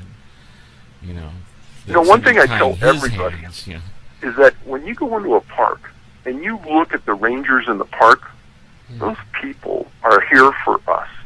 They're great people. They're doing a job that is a great service to everybody who visits. They're looking out for our well-being. These are not the people that are making policy inside the Park Service. And I seriously doubt if those people know anything about what we're talking about. It's the people my guess is it's the top 3 or 4 people in the Park Service that really know what we're talking about right here. We are you familiar with the forestry department is trying to close up some land at higher elevations above, 5,500 feet? Something like that. And millions of acres east of Fresno. They say because of a certain toad or frog, and basically they want it fenced it off, and they want to keep people away from the upper elevations. And it is weird that, because we attended one of those meetings, and everybody was just tripping out, like, why are you guys doing this? And we were not getting an answer from them. I mean, obviously they were saying, well, there are a couple of animals, the toad and a lizard or something that it might go extinct or whatever, so we have to basically keep people out of this area. And a lot of the area that they want to block is pretty much where all these people are going missing. Yeah. Okay? And that's why we showed up. And it just, I don't know if there is a correlation that, the reason that they're trying, I don't know. Have you heard anything more about the shutting down of the government land? Well, actually, it's public land, and that's why people are ticked off. Every once in a while, somebody will send me in from some part of the country something really similar to what you're saying. And what they're looking for is some logic to understand the decision. And usually it's people like you who understand the system and are trying to get a complete understanding of the rationale behind the closure. And more times than not, people can't find an understanding that makes sense. Mm-mm. That's 100. You hit it right on the head. I mean, and everybody in the room was getting frustrated, and the ones running the meeting were just like smug. Yeah, they tried to answer. They were beating around the bush. Yeah. And it was just crazy. So, all right. What is next on your agenda, David? Well, I could say so far this year there's been a bumper number of people who have disappeared that fit the profile of what we're researching. Yep. And it has. It really has. Really. And that's very disturbing, because last year was another one of those years that if you look back in the previous 30, there were more than ever. And I don't think it's our awareness of the topic. I actually believe that there's something unusual going on, which is even more bothersome. So I mean, in the last year, I've had 3 families of victims that have contacted me. One, a girl that's a physician, and a guy that was an attaché out of British Columbia for the government that disappeared on a hike. Her mom contacted me.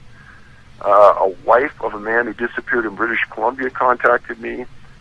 And Jared Adadero's dad contacted me. And in fact, I'm going to be going to a search and rescue meeting this week with Alan Adadero, and he wanted me to go with him to help explain some of the circumstances in his son's disappearance that people don't want to acknowledge.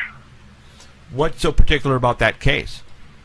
That's interesting. I mean, his son was in a wilderness area, and he was with a group of adults, and somehow he got away from them. And in fact, this is one of the videos we did that you can watch online on our website. And he disappeared. They searched for him, and 4 years later, they found his shoes and a sweatshirt and a pair of pants inside out, 550 feet above the trail that he was on. He was 3 years old. And we made the hike up to the location where they found his remains, and they only found a tooth in the top of his cranium.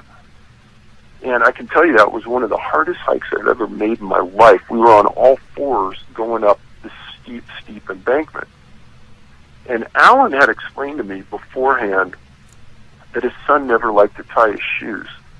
And he couldn't understand how his shoes ended up 550 feet up this embankment. And originally, the sheriff in the county said, well, he must have been taken by a bear or a mountain lion. Well, Alan showed the clothing to some mountain lion experts, and 3 of them said, no, he wasn't taken by a mountain lion, based just on such little damage done to the sweatshirt he was wearing. It doesn't make sense. And then everyone questioned why his pants would be inside out. And therein lies another issue on many of these missing persons cases, is that when they're found, their pants are inside out. Think about that. Weird. That's one of the things that boggles the mind. Yeah, Jared's shoes looked to be in immaculate condition for supposedly being in the winter for 4 years. The colors were vibrant. really? Yeah, and you watch this video and you can see the shoes. It's going to be puzzling to everybody that they were out for 4 years. But how he got up that 550-foot area is beyond any logical grasp of an explanation. I have no idea, because I did all I could, and I'm in phenomenal shape to get up the side of that mountain. Wow. And how old was this person? 3 years old. 3 years old. No way. Okay. And that's what we're trying to tell people. Tell people. In fact, that's something you might do is that we haven't done yet so far is list the things, like we did the storm and stuff like that, but only like tie them all, the things that the criteria that makes it into the book, you know what I mean, or into makes it one of these kinds of cases. Well, so at the beginning of each one of the books, we go through this explanation. Right. And this is one of the other reasons why we started to do these videos, is to give some clarity to maybe any ambiguity that may be out there about these cases, and take the rumors out and talk about the facts. And in Adadero's case, few of the facts have ever come out like this, and now they're finally out there on the table, and it'll be interesting to see what the response is from law enforcement. I think it's interesting. Like, they try to avoid the subject. We've talked to several around here. I know some, and when I talk to them, they don't even want to talk about it at all. Like you were saying, California has tight-lipped cops. These guys are tight-lipped on this for sure. Wow. Okay, David. I'm the reason why I brought you on is I've been trying to put in people's heads that there are people like you and me, children that are going missing. I have friends and relatives who like to go camping, and they just let their kids go out and run around, and they need to watch. their loved ones from now on. And I, like Alan was saying a couple of weeks ago, I went on a rant, and I pretty much said, that's it, you guys. Stop going by yourselves. No more. You need to go with somebody, carry a gun, and like you, carry some type of transponder, GPS, in case you do get lost. But that is not, I mean, don't think you're going to be safe even with the gun. Because people are going missing with guns, right? Yeah. Absolutely. Shit. Okay. All right, David. Your website again, Can-Am. What was it? CanAmMissing.com. Go there, look at the petition, and then go to the YouTubes and watch our YouTubes. It'll offer a lot of clarity to you, and it'll help your argument, Jeffrey, about people going into the woods and why not to do it. Because there's one on there about a small kid. There's one on there about an elderly man. So it covers the bases. Right on. I just subscribed a little bit ago before the show. So- I just happened to see that and subscribed. So I'm going to be watching. So, obviously, this is your fourth book. Are you going to be writing another book on more cases, or are you going a different direction, or what do you got going? I'm not sure what's going to happen next. I mean, the response we've had from the videos has been astounding. It's all positive, so that's good. We might continue to do that, accumulate cases, and just kind of see where things go with it. Okay. But it's people like you that we sincerely appreciate the visibility you're giving the topic. Roger. All right, David, I appreciate you coming on.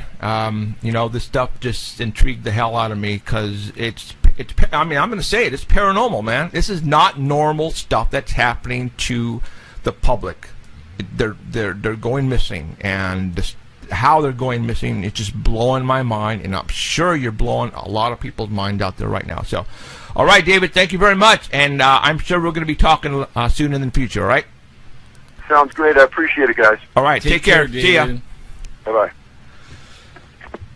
Now you know why I've been telling you guys, stop it. Stop going by yourselves up in the mountains. You need to quit right now. All right? I mean, come on. We just had a hiker just found dead 2 weeks ago, east of Fresno. All right? And we just, actually, they just found a dead body at Shaw Avenue and Zedeker Avenue. And this is way on the bottom. And they're saying they found a dead female, and that's it. They're not saying anything more. So you guys need to stop right now. I got 2 books that we're going to be giving away. And let's go ahead and do it right now. Let's give away the first book. Fourth caller. Fourth call. Really? Yeah. Okay, well, let's, okay. You have Okay. to give Oh, it a couple wait. minutes. Actually, Yeah. go through, hang up on 10 calls, and then we'll start after that because of the delay on Art Bell. Remember how you were telling me? So the 14th So caller. the 14th caller. All right, Okay. so let's go. I'm going to They give still you a might not book. even make the delay. I think so. You think so? I think so. All right, you guys, let's go. We're going to give away 1 book right now. I'm missing 411, The Devil's in the Detail. There's some stuff in here that's going to blow your mind. Actually, there's some stuff in here that I didn't talk about with David only because, the whole idea on him coming on is to talk about the facts of the people that are going missing. There's like, I don't want to say a chapter, there's like about 4 or 5 pages that have to do with paranormal in here. All right? But if you want to read it, you have to buy the book. And I'm telling you, there's stuff in here about fairies, and UFOs and other stuff like this. But he's only putting it out there because it's not what we think it is. It's there's information that comes about some of these cases that'll trip you out. All right. Again, I don't know what's going on. I have no freaking clue. Why are these people all of a sudden disappearing? Well, I'm not saying all of a sudden. They've been disappearing for over a century now. And this has been going on. You imagine how many thousands and thousands of people have gone missing? You guys remember, too, I've said this before on my show, I actually had a retired lady, forestry department, who wrote a couple of books. And she was the one that actually arrived early at Yosemite to open up the gates.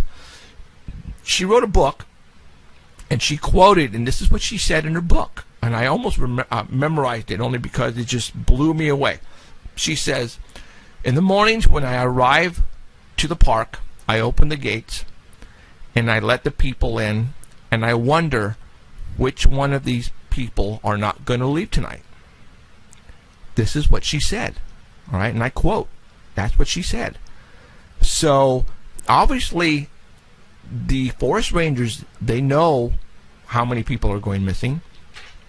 You know, all of the fire department and people up and down the valley and the foothills know exactly what's going on, because when I was, you know, giving a talk at the Rotary in Sanger, and you know, I saw the fire chief of Sanger pretty much nodding. He says, dude, yeah, you're right. All right, so I remember that. I remember he actually got up and grabbed Jeff after the meeting and wanted to talk to you about it. Remember that? I mean, like, we were starting to clean up, and he came over to us, you know, and started asking questions. Because, you know, people, they have questions. And, you know, I can't tell you, because the way these people are going missing, disappearing, sometimes they're finding the body, sometimes they're not. It's just weirdness, total weirdness, and I don't get it. It's blowing me away. This is totally supernatural stuff that's happening, and our government knows. David didn't want to say supernatural, but it is. There's something supernatural going on with the missing people, on how they're disappearing, because you can't say that an animal or a person is abducting these people. All right, who is it? First name was Debbie. Debbie? Hey, Debbie, Debbie, congratulations. And she's waiting for her book that she won 3 months ago, Jeff. Okay, well, good. I'll send it with her on this one.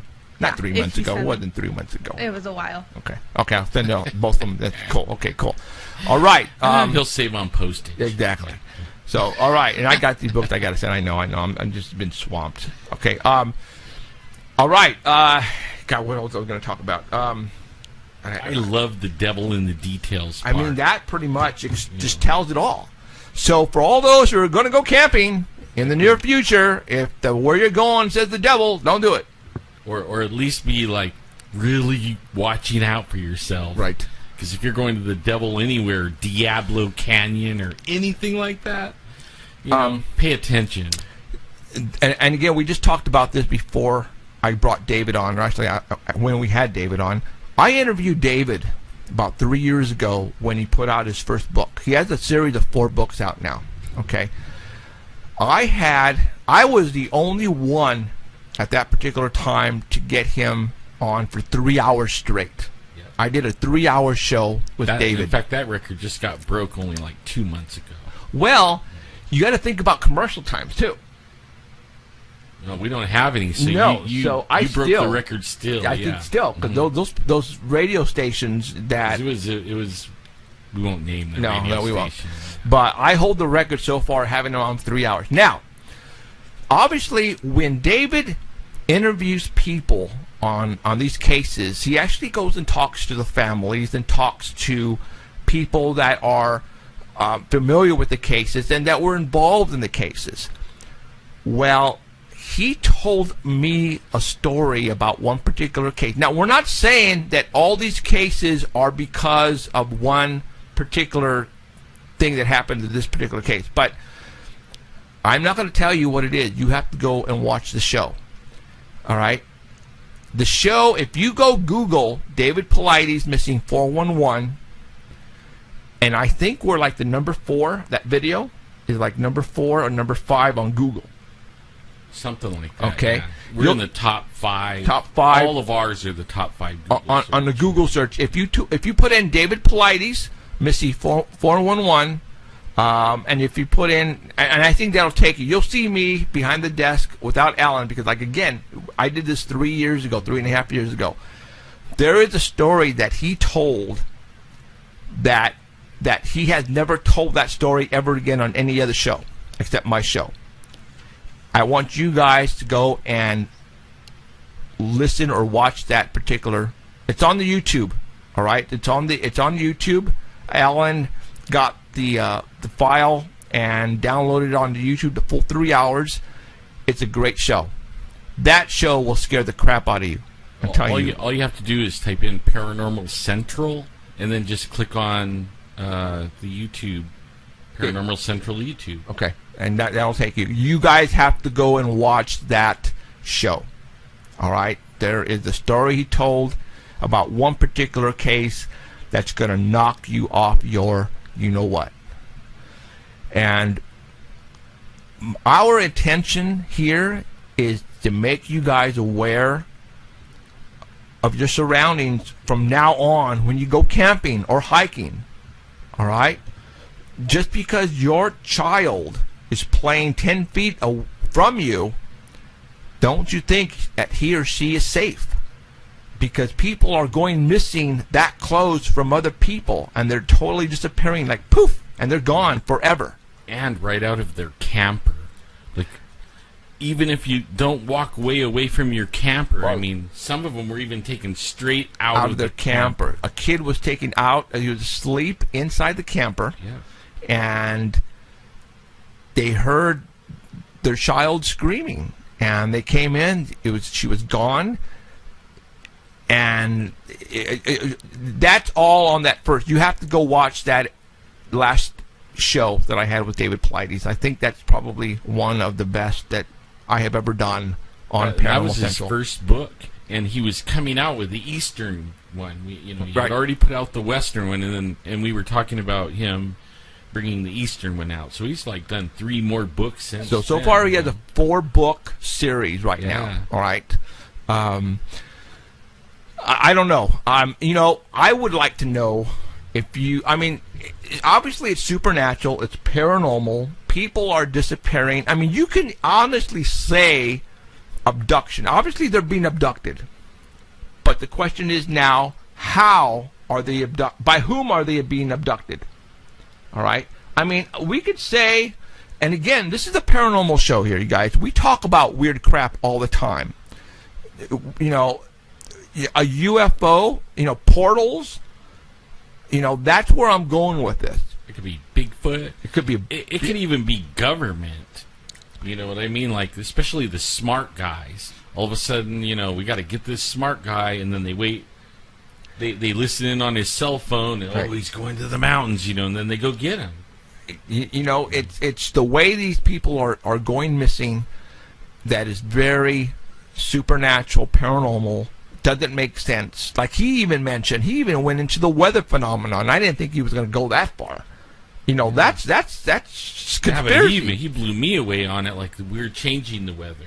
Yeah, that's conspiracy stuff, though. If you live in California, you're about to believe it because we don't have any rain. We had a talk before a couple days ago about how we wanted to communicate this book out to you guys, and we wanted to leave the Bigfoots out and the UFOs out because we don't have an answer for you guys. We don't.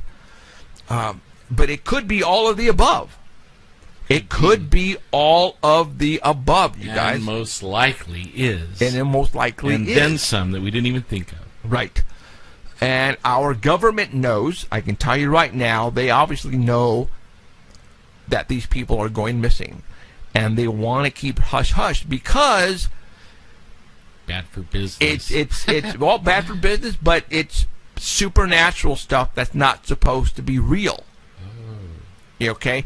All of a sudden, if they would have came out and said, okay, the UFOs are abducting all these people and taking them. I mean, think about a 7-year-old child goes missing and they find him or her 50 miles away over a mountain, over a hill, through a river, and find the body, that far at a distance. How did that person get there from where that person was last seen? Obviously, that person could not go through a raging river during the winter, a 7-year-old, and then over, cliffs and mountains, and then all of a sudden the body is found that far? And there's no marks on the body, but yet the person is dead, laying there. So you have to think, well, obviously, it wasn't a bear, it wasn't a mountain lion, it wasn't a person, because a person could not travel through that water raging river to get 50 miles away. So the next obvious answer is, well, then that person was teleported to that location. That's the only obvious answer. I mean, if you guys can give me an answer on how a 7-year-old got 50 miles away, then I want to hear it, because there is no answer. Now we're talking supernatural, paranormal here. That person was levitated from point A to point B. That's the only logical answer. And it probably goes way deeper than what we're all thinking right now, guys. All right? I'm sure of that. Oh, there's some crazy shit happening in our world. And all of you out there who think the next time you watch the movie Supernatural or a UFO show, that's just movie stuff. No, it isn't. No, it isn't. It's for real. All right? I'm telling you, right now, all this stuff is for real. There's some crazy stuff flying over our heads that can do the most ridiculous maneuvers. There are hairy creatures running around the mountains, and I tell you right now, that's a fact. All right? People are witnessing grays, they're witnessing weird creatures, shadow people. All this is for real. So don't think this is just make-believe stuff, all right? I would bet that in the audience listening right now, somebody's seen the shadow people. I would bet money on it. That somebody has a story of a shadow, and it could be like a little one, or it could be a man in a hat and a coat. Right. I mean, I would bet money. And there's a lot of people out there who have it inside them, and they want to tell somebody. And I'm telling you right now, if I'm looking right at you, you are not alone. All right? You are not whacked. You're not crazy. You're not seeing things. Don't be embarrassed about what you encountered or what you witnessed, because there are literally thousands and hundreds of thousands, probably millions of people around the world that they're experiencing exactly the same thing. And we got one more book. Yeah, we got one more book, guys. A few more minutes. So. Okay. Let's do it. All right. 14th caller again. One more book. 14th caller, you'll get the book. The 4th edition, Missing 411, The Devil in the Details. There's some crazy shit stuff in this book, guys. Not mentioning the other 3. Go get his books, and don't get it from Amazon, because you'll be paying $3,000. All right. Really, huh? You got to trade your car and buy a book. So, and I want you guys definitely to go, and when you get time, go watch the first interview I did with David Paulides. I guarantee you guys are gonna freak. I didn't want to say anything on the air with David because we wanted to separate ourselves from the paranormal. But you know what? This is the only logical answer is paranormal. It's supernatural stuff that's happening out there to these people. There's no other logical answer. There isn't. We've tried debunking. How did a person get from point A to point B? Well, all of the above, no. It has to go E. It's supernatural. And now you're talking stuff you see on TV, man. All right? Crazy stuff. Should we go for another hour? Yeah, let's go for another hour. We'll just talk stuff. We could do another hour? We can do it. Okay, we're going to go for another hour, you guys. All right? There's some other stuff that we want to talk about as well. And... Emerald's got to go here pretty quick, but that's okay. What I'm going to do is I'm going to have her give me the phone and that over there, so we'll probably want to take some calls like soon. And then, but right now she is trying to get the 14th caller, 559-287-8367. 559-287-8367. The last 4 numbers represent the letters UFOS. That is also my paranormal hotline. You can call me anytime, preferably not when I'm asleep, though. And I will try to help you out as much as I can. So there you go. All right. In a couple of minutes, I am going to tell you who our guest is going to be next week. Just confirmed. Yeah, the person almost didn't want to come on, but I had a talk with this person, and I don't want to say it's going to knock your socks off, but it's going to be really cool. And I'll talk to you as soon as we get the winner. And Emerald has got the winner on the line right now, so all those people, please stop calling. So, but yeah, I got a cool interview next week. I think it's going to be interesting. So I'll wait right now when Emerald is finished getting that person. So yeah, we're going to go for another hour, you guys. So, and then we're just going to go ahead and just talk about some weird stuff that's been happening in the news. And I'll probably take some calls, and I'll answer them myself because Emerald has to go. You know, we don't have a budget, so I really can't pay her to be here. She has a life, just like some of us. She's really dedicated and really good at what she does. Yeah. Mm-hmm. So, so right now she's getting the information. So, all right. Yeah. So, like, I might have to, like, jump out screen for a second. Yeah, I mean, it's actually warm in here, too. Somebody might have to go to the bathroom or whatever, but... that would be me. I drank all my coffee. Oh, did you? Yeah. You can go get some more coffee if you want, so I'll manage the line. So she's talking, like right now, like I said, she's talking to that person right now, so... Don't you just love that, like, somebody said they're going to go to the FYI airport. Have you ever heard of an airport called FYI? For your information, it's not that big of an airport. Right. Fresno Yosemite International is the actual letters, the words for the letters. But why did someone say they're going to do that or what? Yeah. Elizabeth is going to go. She's going to go check out the Bigfoot stuff? Yeah. Don't buy all the little Bigfoot stuff things because we want one. They actually had some cool Bigfoot. I'll put it on right now because, we went through it really quick. Yeah. Matter of fact, let me put it on there real quick because there's some cool stuff that they never had before. I believe it was They told me they weren't going to have any more. And, I mean, I got in trouble. Who won? Mr. Thorne from Texas. Right on. Yay! Whoever that is. Congratulations! Mr. Thorne. So, okay, right now I got on the screen the Bigfoot stuff that they're having at the airport. Look at that mug up there, the foot mug. See that? See, my wife just ripped me. We took my son to the airport, and then I went in there, and I came back with this bag full of stuff that was the last they had, and they said they weren't going to have any more, and I was all proud of myself. I got it. Right. And, man, she didn't let me live that down for, like, a month. If I'm not even going to tell her they have six tables full of stuff, she'll say I lied to her. You know what I like to do, and I think we talked about it last night, is I like to go in there and talk to the buyer and see if we can put some pictures up above the shelves, like of you and Finding Bigfoot crew when they were down here filming.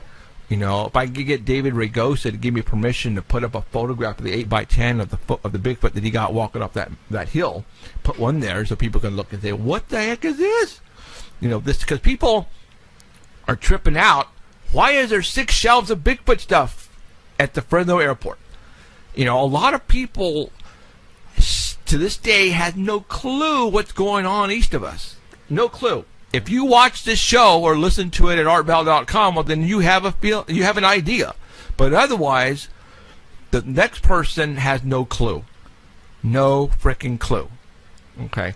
And I want to make people know about it. I want people to know about what's going on around us. What's that? Do you have a picture up right now? No. Do what? Okay, yeah, go ahead and give me that. Oh, all right, hold on, guys. Go ahead and talk. No, I meant put some picture up. Oh, gotcha.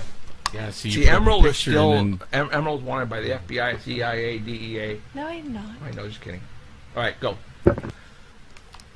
Hey. Okay, guys, look real hard and you can see Emerald. just kidding.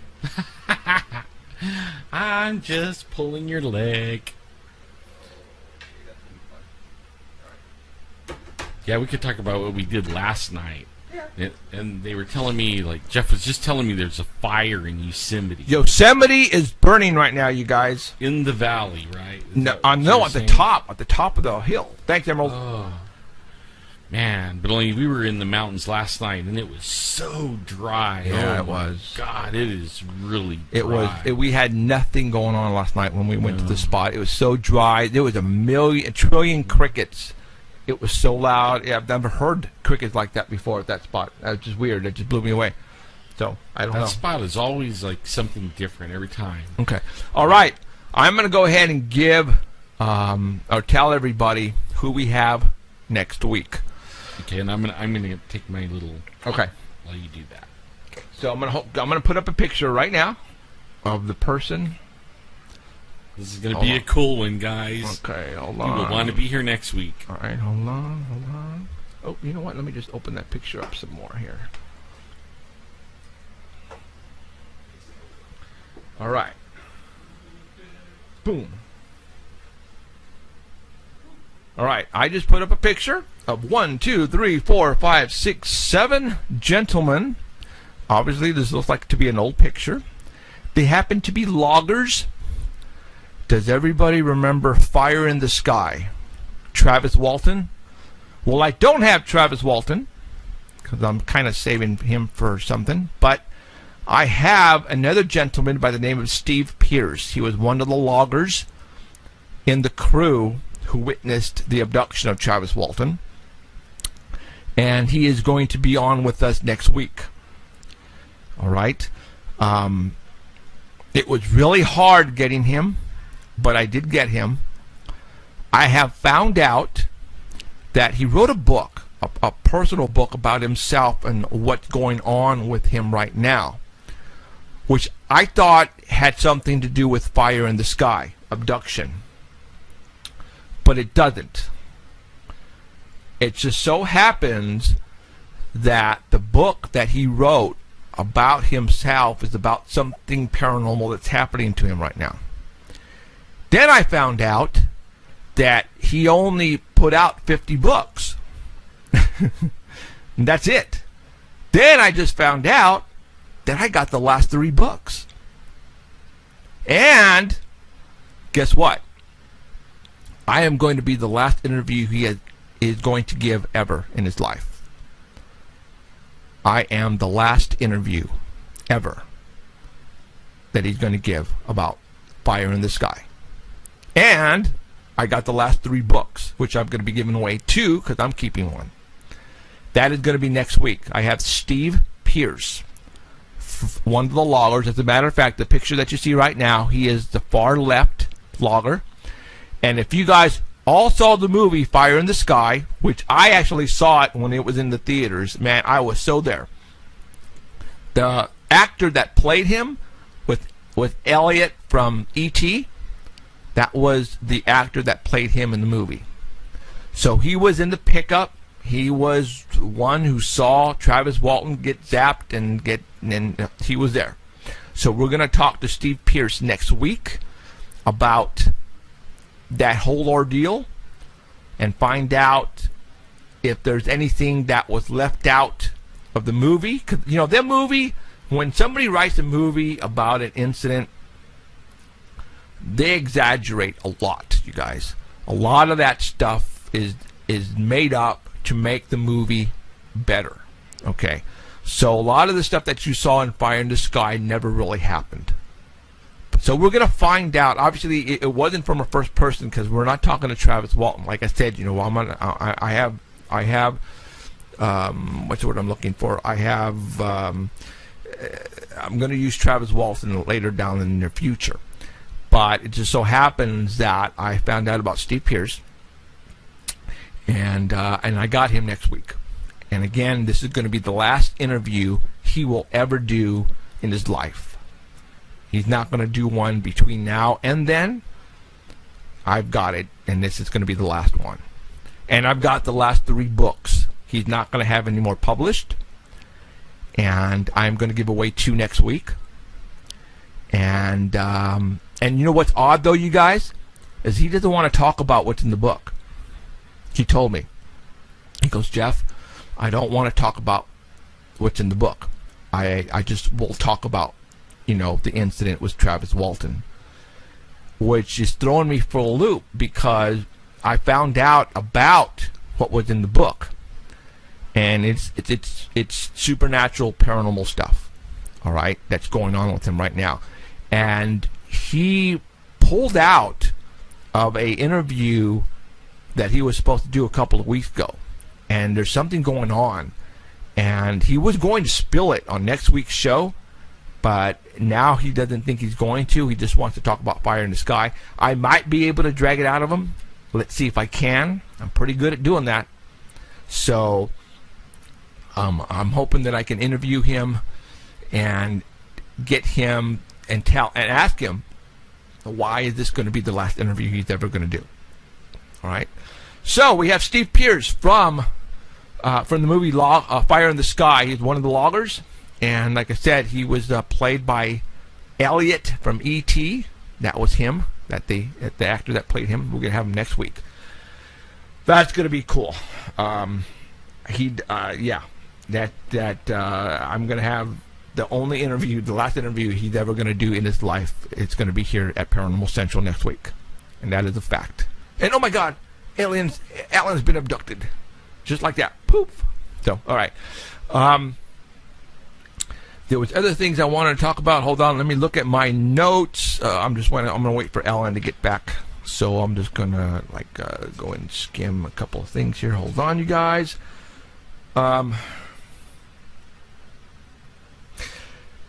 Let's talk a little conspiracy, you guys. All right. You all know who just passed away a couple days ago? Joan Rivers. All right. Now we're gonna talk conspiracy theories. All right, you guys. Yeah, because, we talk about all that stuff here on the show. Paranormal, conspiracy theories, all that happens to lie in the same genre of subjects that I like. And I'm not afraid to talk about a particular subject, and I now want to talk about Joan Rivers. All right?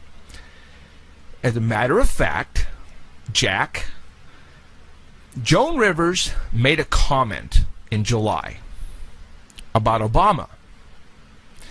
She said something about Obama. All right? And it made news. TMZ ran with it. Everybody heard exactly what she said. And I remember hearing it. And my wife, Cheryl Diane, whatever her name is, said, after we heard it, I said something to her. Let me see if I can get her out here. Hold on.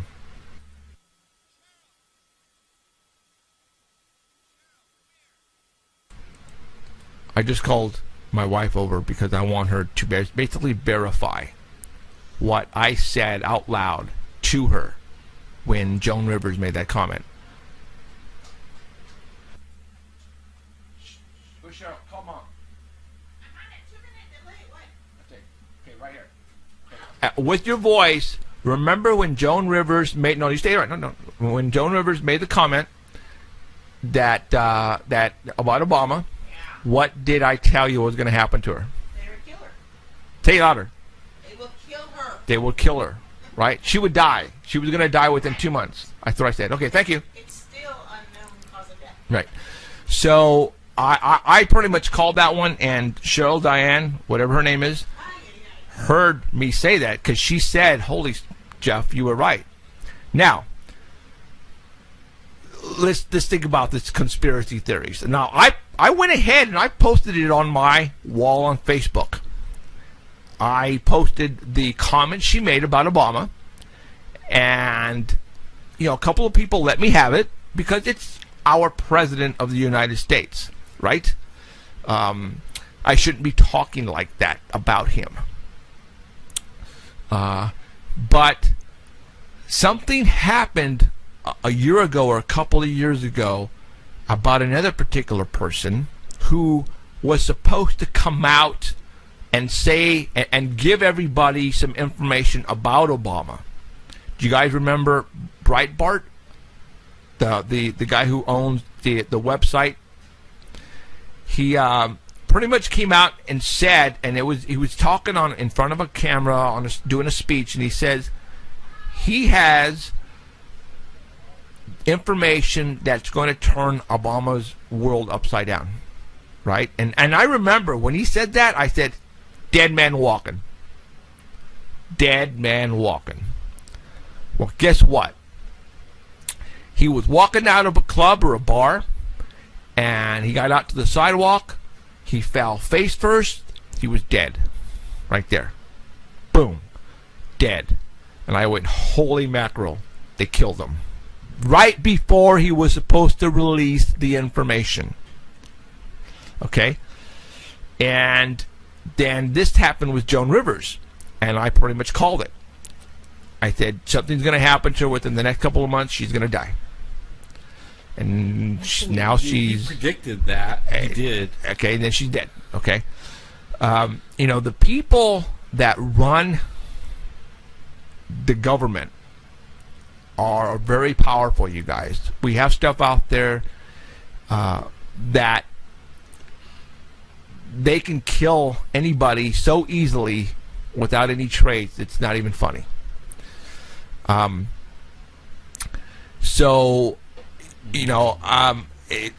Rivers was the type of person who didn't give a crap about what she said.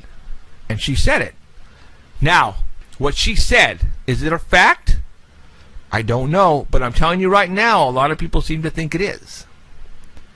I'm almost afraid to say anything. You wind up dead. Yeah, because there are a couple of videos out there that have, that kind of back up a story. All right, about now. I don't want to say anything, but go and Google what Joan Rivers said about Obama, and then it'll bring up some other videos that will try to prove it. Right. Okay. So, am I out of my league right now? Am I just way out? Dude, you have no idea. You're absolutely ridiculous for bringing this subject up. You have no idea what you're talking about. This is the stupidest thing I've ever heard in my life. But the stuff that we talk about on this show is absolutely ridiculous stuff. It's stuff that is hard to imagine unless we bring you information and facts about what we're talking about. And that's what I wanted. That's what the show is all about, you guys. I was telling my wife, we talk about the paranormal and stuff like that, Mm-hmm. and you think you get it figured out. You think you got it all figured out. It was aliens, right? Like what's his name? With the weird hair. He's like, I don't know, but only it's aliens, right? And you think for sure that you have it all figured out, and then something happens or something comes out and it blows your paradigm out of the water, and then it makes you rethink everything. Well, I've had my paradigm blown out of the water so many times now that I don't even say I'm not gonna stand firm on anything anymore, because man, it just gets weirder and weirder. Weird. Really weird. Really weird. Let's talk about terrorists right now. Oh, man. We were talking about that before we went on the air. Yeah. About how ISIS is supposedly here in the United States already. And they are. And getting ready to plan an attack. You were telling me, and I don't know how I missed it, but Holder. Eric Holder. Eric Holder is the... What is he to He's the... like the top cop, Attorney General. Attorney General, thank you. You were telling me he has just switched religions. He did it a while ago. He had to go for business to Saudi Arabia. And that's where we send all our money when we buy a tank of gas. But he turned Muslim. He's now Muslim over there. And then since then, guess what, man? The Muslims can come in and out. And I'm not bashing Muslims or anything, but there's some Muslims out to get us, you know. They already are saying they're going to attack. They've already attacked, and I don't get it why we don't do something about it. But I actually believe like maybe our government might be kind of bought off by these Saudis with all their money. Now, you were telling me that the Saudis are pretty much buying everything. Yeah, they are. Like the prince, I can't say his name, but he's a prince of the king of, he's the second son. He owns like major shares of Time Warner. He's the number 2 owner of Fox. Get this, Fox News, right? That's the one all the conservatives go get their news from. Do you? The news is skewed. The news is skewed. They're putting in. They're not telling you the truth anymore. You can't trust them. I mean, I don't even know who to trust anymore. Really. Yeah. It started to scare me really bad when all these people were running through the borders and we couldn't stop it. And they were letting them. They were letting them. Yeah, as a matter of fact, I heard that the higher ups instructed the Border Patrol to be inland about 5 miles. Then what the heck who was monitoring the borders? No one. Yeah, it was stand down. But you know what? Hey, I got a little experiment. Let's all try to go the other way. Right. And see what happens. Yeah. Let's all try to go over the fence and go towards Mexico. Guess what will happen? You won't. It's going to be a lot worse for you than trying to come this way. They will shoot you. Yeah. Or they will put you in jail like they just did this military personnel who supposedly accidentally crossed the border by accident. They seized him and he's in jail right now. Been there for almost a year. Like the laptop they found? Oh, yeah, and then supposedly they just found a laptop that has instructions for them to basically use car bombs and others. They were going to use actually viruses as well, all right, to get back at the United States. And this is all supposed to happen within the next couple of months. Yeah. As a matter of fact, what is today's date? The 7th? Yeah. Guess what 4 more days is, you guys? Anybody? That's when the towers came down. September 11th is 4 more days, you guys. Wow. All right? So everybody needs to be very vigilant on Have you ever seen the videos? Thursday. There's a video on YouTube, and it goes back, I don't know how many years, but it plays movies where they have the 9/11 in it and the towers. And man, you know how many movies they warned us about 9/11 before 9/11 happened? I mean, it blew my mind. TV shows and movies where they would stop the clock on 9/11, or they would check their watch, it was 9/11, or it would be a picture and it was 9/11. You know? I mean, The Simpsons was one of those particular cartoons that actually had that. Crazy, man. I don't know. And again, I'm going to tell you, stuff that you see on TV, I'm going to sneeze right now, hold on, that hold on. Woo! Bless you. Holy Toledo. I heard about the girl that got kicked out of school for saying bless you. Yeah. Oh, God. Oh, my gosh. So, all right. Did you know, I'm going to sneeze again. Wow. Hold on. Mute everything. I think it's Alan. Oh. Maybe I'm allergic to you. Oh, maybe. I took an allergy pill. God, maybe the smoke from Yosemite. I'm looking at pictures right now on my Facebook, and Yosemite is majorly on fire, guys. See, I just went outside because it's 100 and whatever out there, and I'm thinking, man, when I go to get in my car, it'll be 150 degrees, so I'm going to roll some windows down. We get out there, and there's major cloudage all over the place. I mean, big, huge, looking like storm clouds, and man, then I'm rolling the windows down thinking, man, is my luck. I'm going to come back in here and it's going to thunderstorm in my car. Did you know that our International Space Station is launching satellites without permission from anybody on the ground? Yeah, I heard about that. They're You know launching what else they satellites. did? They turned off the cameras. Again, Yep. They turned them off because of what the cameras are picking up. right. There's things flying up there, guys, that they And don't. docking with them. I don't know if that's real or not. That's some crazy stuff. You guys, there's some crazy stuff happening right now. There is a picture on Facebook of Clinton and Lawrence Rockefeller. I guess all of the elites are pretty much, all together. The Clintons, the Bushes, the Rockefellers, everybody are pretty much in cahoots with each other, even Obama. All right? It's a fact.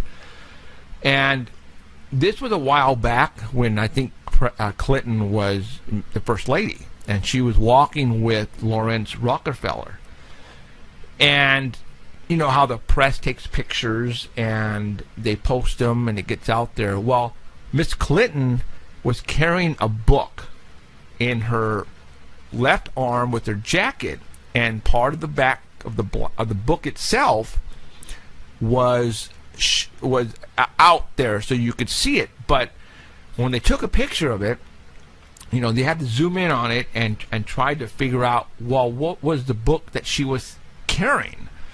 Well, that book finally was revealed. Somebody actually zoomed in on it and went all out and tried to find what book she was actually carrying. And it was a book about UFOs. As a matter of fact, I believe it's on my Facebook wall. For all those who are not friends of mine on Facebook, I suggest you do so, because I have several people like Elizabeth Martinez and Danny and Alan and some other guys who post some great stuff. And what's his name? Oh my God, it's just Douglas Stingley. Yeah. Okay, and this particular one was actually Douglas posted this, and she was holding a book. Now let me give you the title of this book. It is now why was she got the title? Yeah. Oh no. See, what they did is they zoomed in on the back of the book. It had the barcode, and it had just about this much out in the open. And with that, people started. As a matter of fact, here's the book, and it was like this part was out of her jacket, so you could only see this part. But they were able to, with that, find the book that it matched up with. And Wow. And it's on my Facebook wall, you guys. All right, you guys go and look for it. The front cover. The author is Paul Davies, and the actual title of it is "Are We Alone?" Wow. I know Okay. we're not alone. All right, We're not. check it out. There it is, and with that, they were able to figure out, because there it is, and that's "Are We Alone" by Paul Davies. Now hold on here. Check out the necklace. Whoa. Okay, that would be like That double cross, like ISIS, like. Yeah, I mean the double cross. That's the same one Exxon uses, and that's What? How come nobody even talked about that? because they're too busy looking at the Book. You guys, Douglas, the picture that you just put up on my wall, Jeffrey Gonzalez, all you guys who want to look at it, you know what? I'm gonna. You can, I think. Yeah, but I don't want to get bumped off, huh? That's what I'm afraid to do. Okay. Yeah. I don't want to take a chance and then have that happen. So go to my wall. Anybody can go to my wall right now on Facebook. Yep. Jeffrey Gonzalez. Type that in, or Sanger Paranormal Society. You'll get there one way or another. Scroll down. Douglas Stingley put an article, and it has Miss Clinton and Rockefeller walking right next to each other, like on a path in like the woods.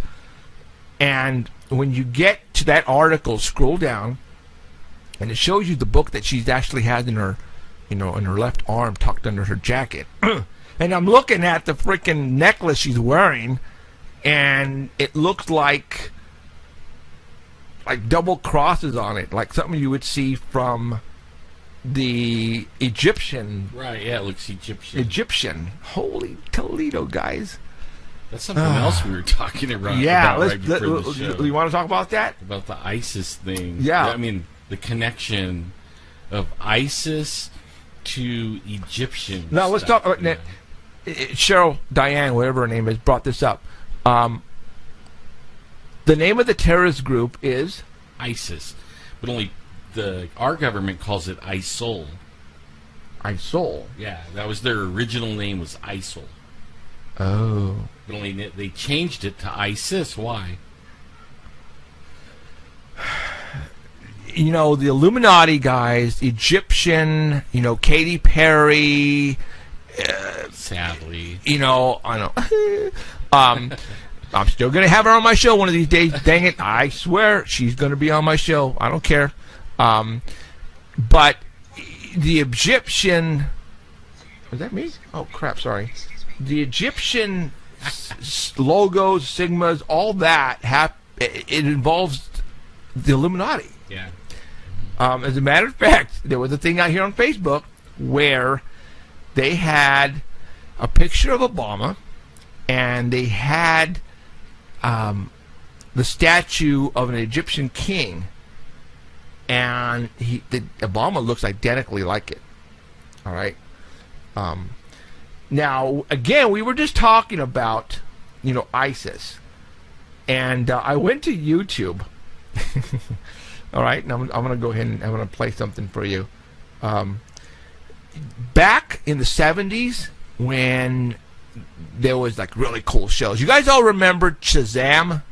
Billy, I think his name was Billy, and it was that older gentleman, and they're driving around in that Winnebago, and he would go Shazam, and he would turn into the Super Marvel, or whatever his name is, right?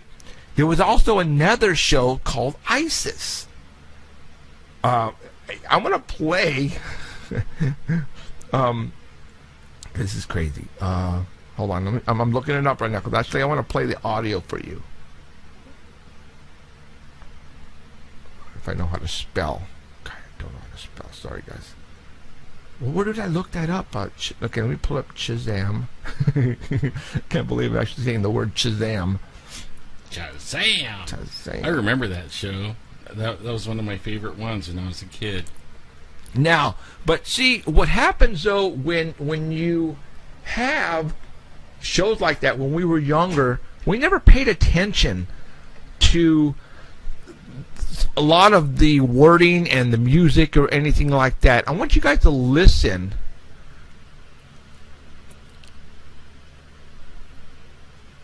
Hold on. It's the hotline. Okay, let me rewind. Okay, here we go.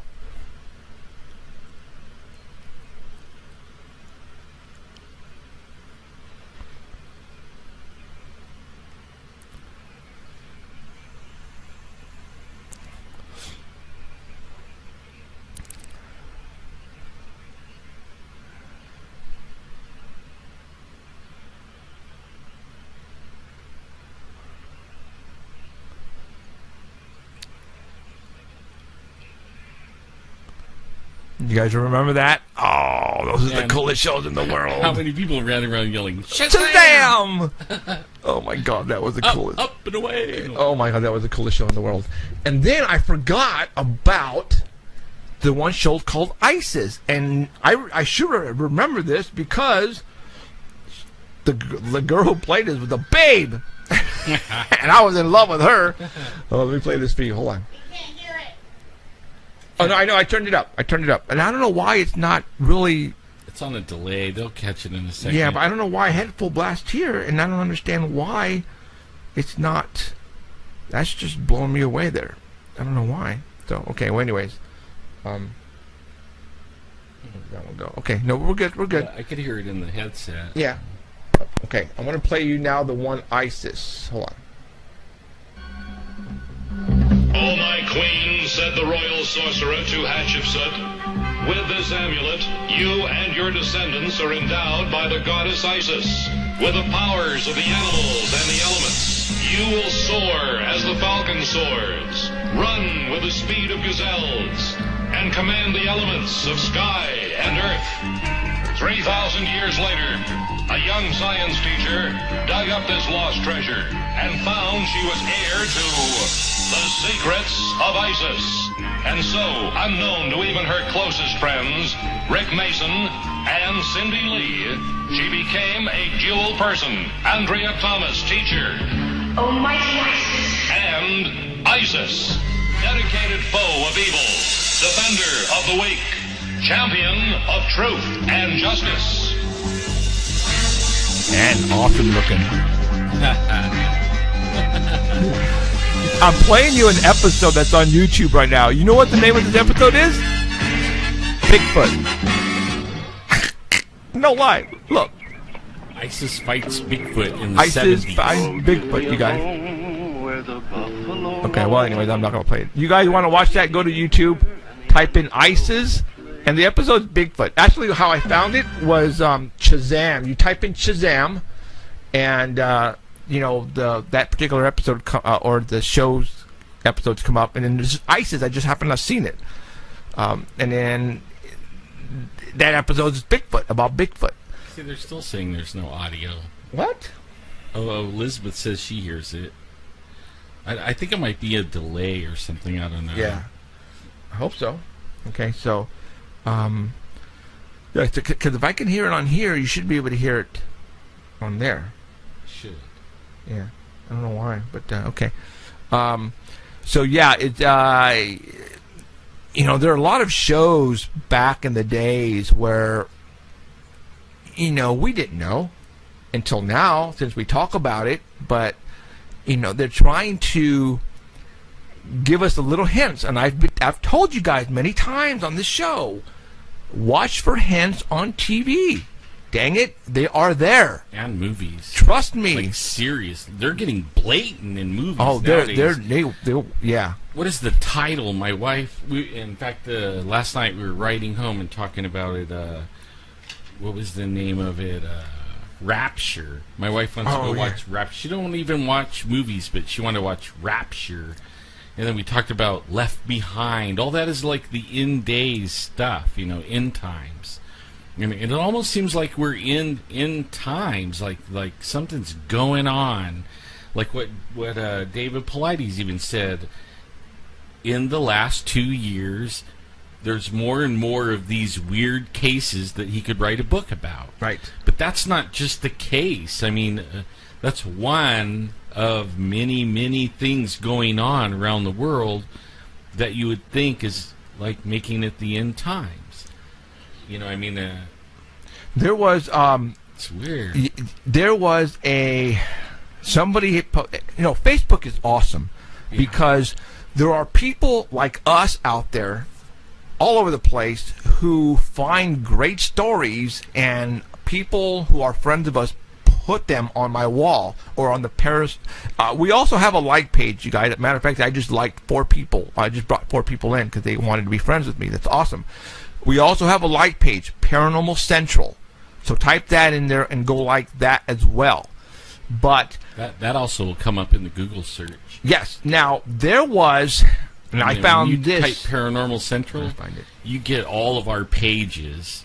They all pop up. We're like #1 for the first 5 or 6 search results. So you can't miss us anymore. Now, did you know that President Obama was in England right now? I think a United Nations UN summit or something like that.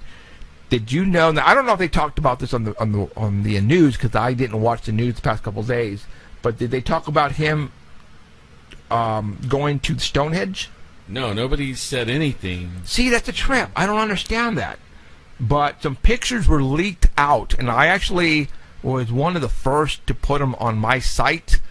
That was leaked out that President Obama with Air Force One helicopter stopped and landed at Stonehenge, and he walked around. and he's actually doing some praying on the ground and doing some ritual. No, just kidding. No, but he actually was walking around, and you know where I'm going with this, right? But he actually said that now he can cross one of his bucket list, goals in life was to actually go to Stonehenge, and that's what he said. So he goes and visits Stonehenge, and Hillary Clinton is carrying around a book about UFOs. About aliens, are we alone? I didn't think about that. Yeah. What's going on with is our government, are they dropping clues, or are they interested in it as much as we are? Now, when I started doing the Sanger Paranormal Society, for all those who don't know, because there's a lot of new people on tonight, I started paranormal when I was a kid, actually, but in 2001, 2002, I actually started an organization called the Sanger Paranormal Society. We actually go out and look for, Bigfoot, UFOs. We're actually investigators here. That's sort of kind of how we know a lot about the subject that we talk about, because we're not just talk show hosts. We go out in the field. Last night, we went up 2.5 miles, 2.5 hours east of Fresno, up in the mountains where Bigfoots are, and we went to go to one of our sites. Nothing happened. Too bad. Am I going to make something up? No, I'm not, because I'm telling you the truth. Nothing happened that night. Nothing happened. And we always tell you the truth. Yes. Always. We're not going to make stuff up here. At just least for you what guys. we know is the truth. Right. Now, the reason why I started the Sanger Paranormal Society is because some crazy stuff were happening around where we live. First I saw, ghosts, and people were telling me, there's things in my house, what is it? And I just found that fascinating. And then UFOs, people were witnessing weird lights in the skies. I was actually a MUFON investigator. I became a section state director for a couple of years until I quit that organization because some things happened, and I did not want to continue my relationship with them, so I moved along. You should tell them about. Okay, we had a guest last week, and we talked about an experience they had, a UFO experience. Remember? On the phone, you mean? No. Oh, Michael. Jolene. And she had the ghost experience in the ship, and then she talked about a UFO experience that we talked about on our show a while ago. Right. Well, tell them what happened yesterday? I got a call. Yeah, well, I got a call on Monday or Tuesday. I just forgot to tell you guys about it. So it was the day after the show. Yeah, because he was supposed to get me the paper. Well, anyways, Jolene was here. Interesting, okay. Guys. RJ, who I think is the oldest, was driving on the 99 freeway. Which was the same one that was with her on the first UFO incident. Now, a few years ago. He told me, and how I found out about this is Jolene actually sent me a message, said, hey, you better talk to Michael RJ. RJ, I can never figure out which one's the oldest. I think it's RJ's the oldest because he's driving. That something happened to RJ on the 99 freeway right around Selma, California, which is not too far just south of Fresno. So I called him, or he called me, I don't remember. We were talking, and he said, okay, this is coming out of his mouth, all right? Now, they're not going to make this stuff up, you guys. But something happened to him really weird on the 99 freeway, and I want to relay what happened to him. I wish he would call me right now and tell me. Yeah, if you're listening. RJ... are you listening? Jolene. Or Jolene, get RJ to call me right now, and tell us what happened to him. I won't tell you right now. Let's wait a couple of minutes. Maybe he can get him to call me. The 287-8367 number. Call me right now, Michael or RJ, if you are listening, or if your mom is listening. Get him to call me right now to tell everybody what happened to you on the 99 freeway, because. Wow. You know what? His story isn't unique. No. I've had, there's some other people that I know, that I've known for a long time, and they were totally not UFO, they didn't believe in anything. Bigfoot, ghosts, shadows, nothing. And then one day they because of what we do, people now approach me and tell me these things, like, wow, are you... They're not afraid to now tell me because they know I'm not going to laugh at it. Right, same here. And what happened to RJ, I've heard on the 99 too, like 3 different stories, and only one of them was over the grapevine, and another one was, more like towards Merced. I mean, this isn't like unusual. I mean, we might think it is unusual, but I wonder how many of these types of incidences happen and we don't know. Right, and a lot of people have so many stories. I wish one of these days when we are well known, hope to God that's going to be soon, we're going to be able to get these stories and relay them to you. Now, another bit of information that I found out, because like I said, where I was going with this, the reason why I started doing what I was doing, because there was a lot of stuff that was happening here in the Fresno area. And a article came across the Facebook about a line that cuts across the United States at the 37th degree parallel. All right?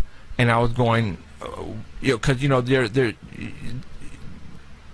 and I'm trying to figure out how that all works. Granted, I'm not into that. 37th, I guess, well, anyways, the 37th degree parallel, a lot of stuff happens to happen on that line of degrees on Earth, on the planet. And whoever wrote this article, he actually happened to be a sheriff's officer who was doing investigating on that degree parallel line, and it just happened to be right in between 38 degrees and 36 degrees. So right.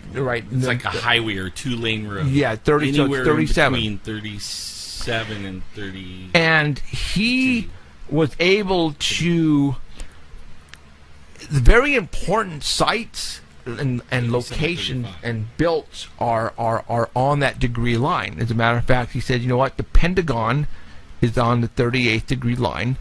Fort Knox, Kentucky is on the 37th degree line. Area 51 is also on the 37th degree line.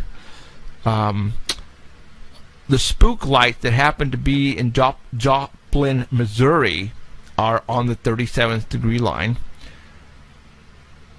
Athens, Greece happens to be on the 37th degree line. Egypt. Okay. Roswell, New Mexico. Dulce, New Mexico, sure, yeah. 36 degrees. Fukushima, Japan on 37. Wow. San Francisco is on the 37. The Grand Canyon is on the 37. Cave locations throughout the United States happen to be on the 36.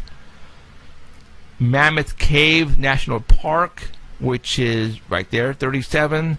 Yosemite National Park is on the 37th. And that would be where the highest amount of missing people. Right. Okay. Sanger and Fresno, 36. Yeah. So we lie right there. Madera is 38, which, we get a lot of sightings. There's a lot of crazy stuff happening in our area that lie on the 37th degree.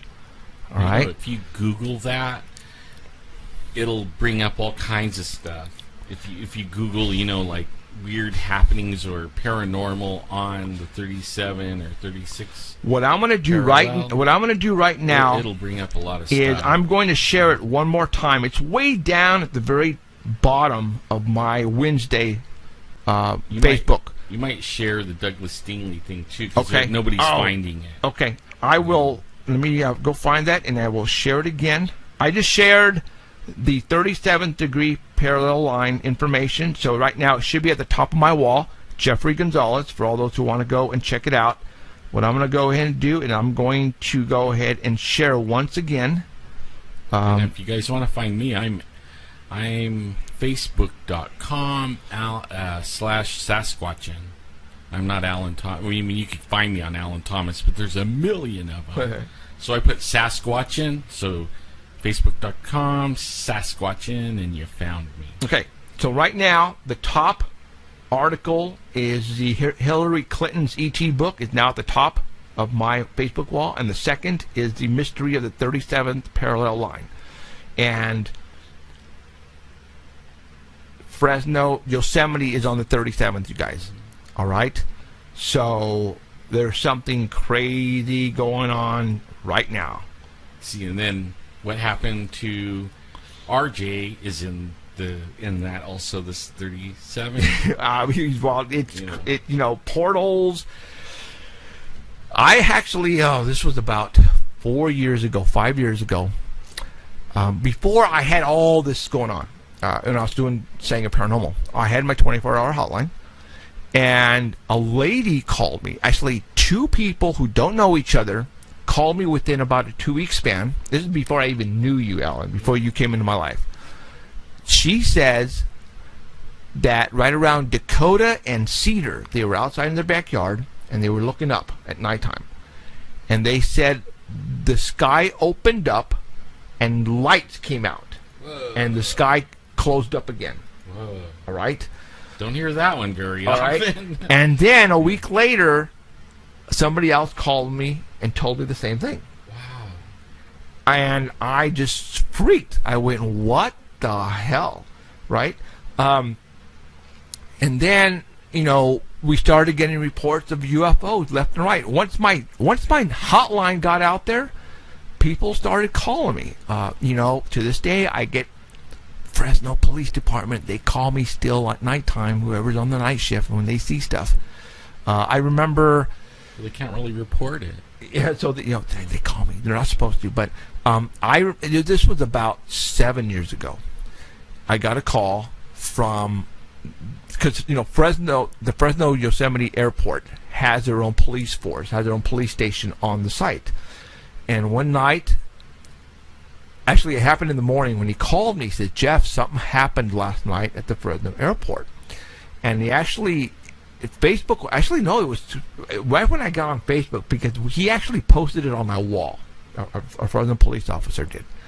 And he says that it came, it came over the wire to downtown first, that there were some crazy lights happening southeast of the airport.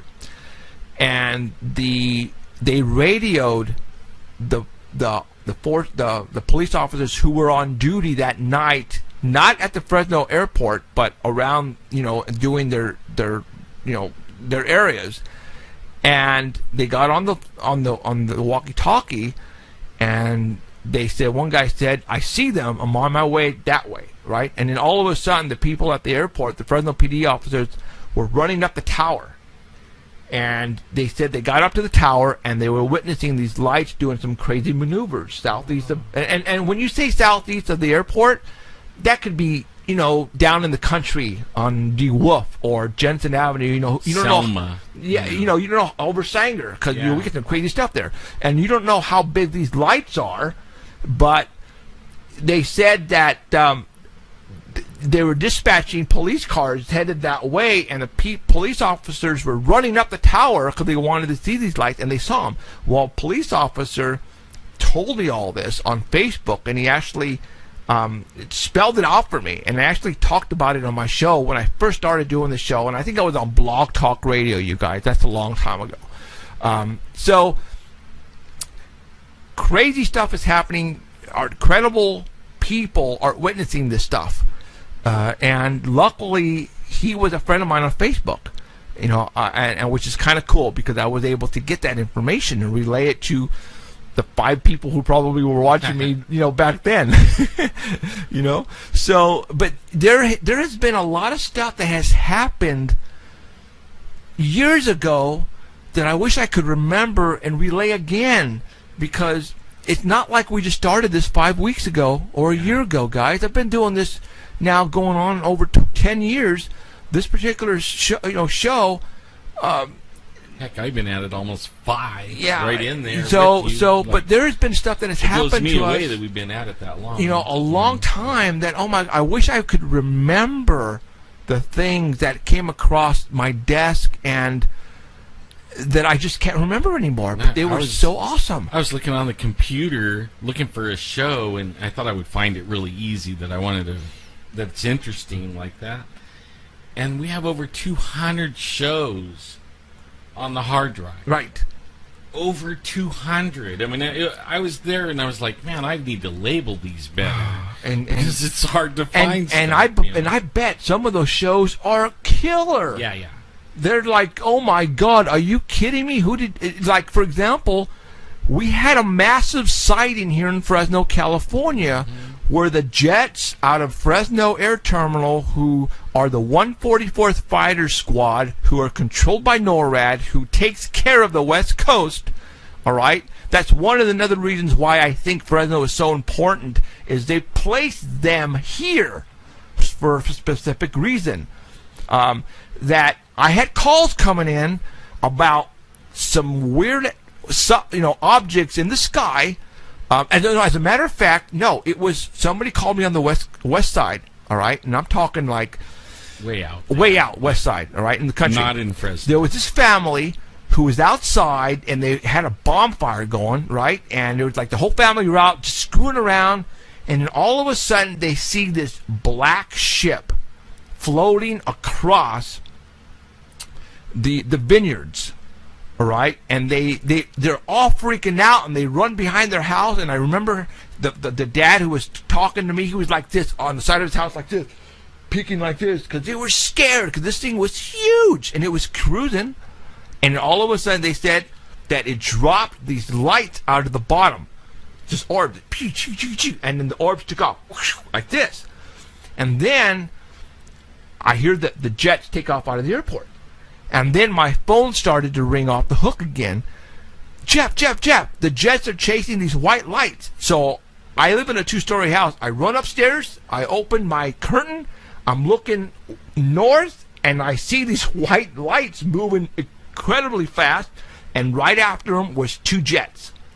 And these lights just went right over the mountains, and these jets just left them in the dust. And then more calls started to come in. And in that show, that Sunday, I had all those people call in, guys, and they were telling what happened. And I started with the family on the west side and your sister. Yeah, my sister. Your sister saw that out of her porch. I remember she came on and she was freaking. And that, you know what? That show is still on there. Yeah, it is somewhere. But the problem is to find it out of those 200s. I'll keep looking, because that's the one I was looking for. Were you really? Yeah. Oh, my gosh. If I could remember the date, I think it was around October. So now I'm looking in October. I wonder. Oh my God! I have. Okay, we only have like less than 15 minutes. We need to finish, since they're not going to call. We have to tell everybody what we were talking about RJ. Oh, okay. Yeah, I get. They're not listening. Shame on them. RJ was cruising on the 99. I'm not sure if he was going south or north. Cool. He said he had his iPod, which could be an iPhone. He was listening to tunes, right? And he was driving, and he remembered he was like the only vehicle that was there was nobody in front and nobody in back. You know, sometimes when you're driving on the freeway, you happen to be driving, and there's nobody in front of you or in back of you for about a mile or two, right? He said all of a sudden the engine started to shut off on him, and his iPod or his cell phone, whatever he was listening to on his songs, shut down too. And then he said he blanked out, and then everything turned back on, and he was driving again, but he wasn't at the same place where all this happened. He said he is now back where he started from, and I'm not sure exactly how far back where he started from, but he said he lost some time. And I went, what? And I said, dude, what you got to do is you have to, on a piece of paper, write down exactly where you were at, and then when you came out of it, where you were at that time. Yeah, like put it on a map. Yeah, because I want to know. Here's where the engine started dying, and then here's where I came to, and so that we could have that. Man, I got so excited when I heard that, because Jolene and that son were driving. I think it was 99 again, and they told this story last week, that the UFO is going across the freeway, and then it stopped right above the freeway and turned. So now they have 2 UFO things. And when you miss time, like the one I was talking about, the girl was on. She was on the Grapevine. Her car started messing up, and then she woke up. Right, the last thing she remembers is waking up. Like her car started messing up, and then she woke up not even somewhere near Barstow. Okay, Barstow, California. And her car was sitting off the side of the road, and then she woke up, and she doesn't know how she got from the Grapevine to Barstow. I mean, that is like, I hear these kind of stories all the time, so his isn't like unique, but man, I wonder what happened. Right now, what I'm trying to find, you guys, because I'm on a roll and I'm excited, an incident happened. Show my picture. I can't. What picture are you talking about? Hold on.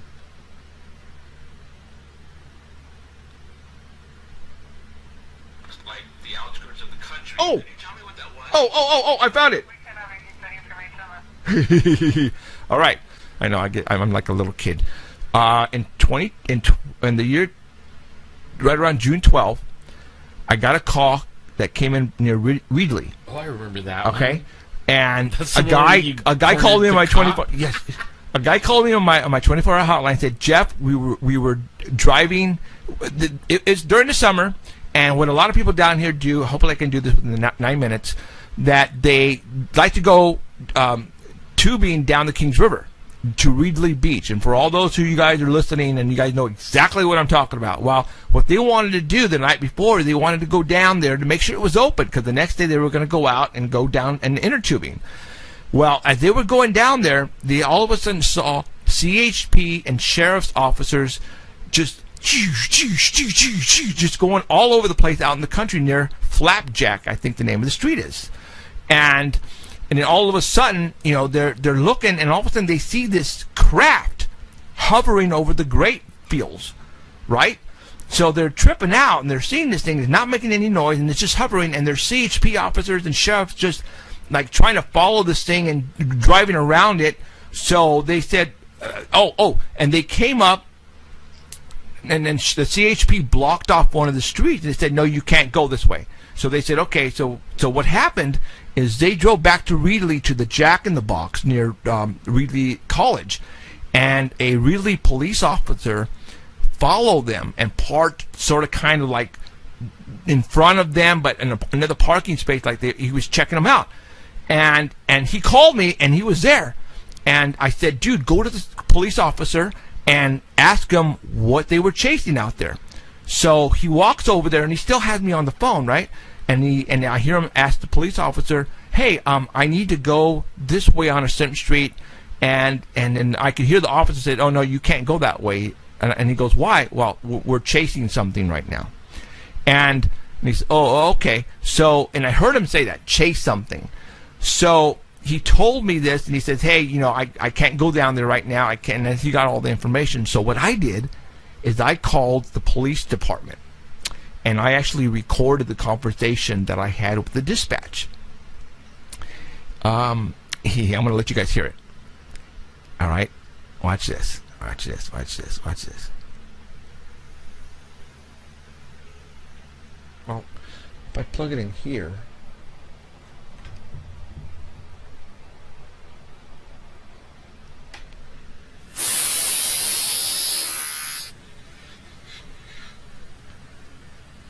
Is it going? There it is. There it is. Right now, they got me on hold. They put me on hold. All right. Can you guys hear that? Can you hear it beeping? Watch. Listen. Whoa. Sorry. Must have dropped the phone. No, I hired the volume on it. Oh. Okay, listen. Broke the sound barrier. Keep listening, you guys. What happened, they asked me if it was an emergency, and I said no, so they put me on hold.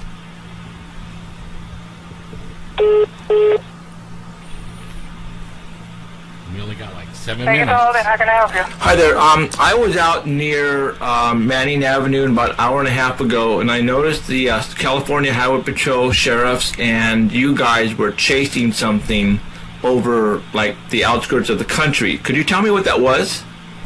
We cannot release that information unless it's in a press release, sir. Well, I have not received one, so I cannot release any information. But your police officer did tell us that you guys were chasing something. Okay, hold on just a minute. Now listen.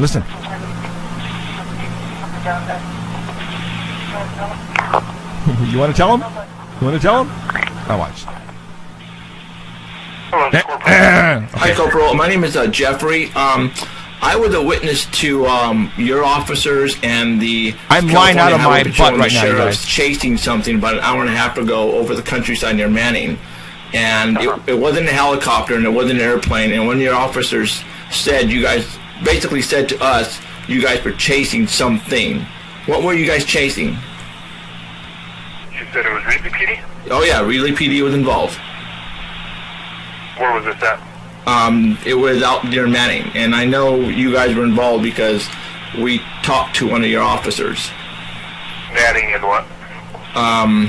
Manning and I forgot the street name. I don't remember the street, Blackjack. but we pulled into the Jack in the Box, and one of your officers basically told us that you guys were chasing something and not to go out that way. And the sheriff's officers and California Highway Patrol were all over the place.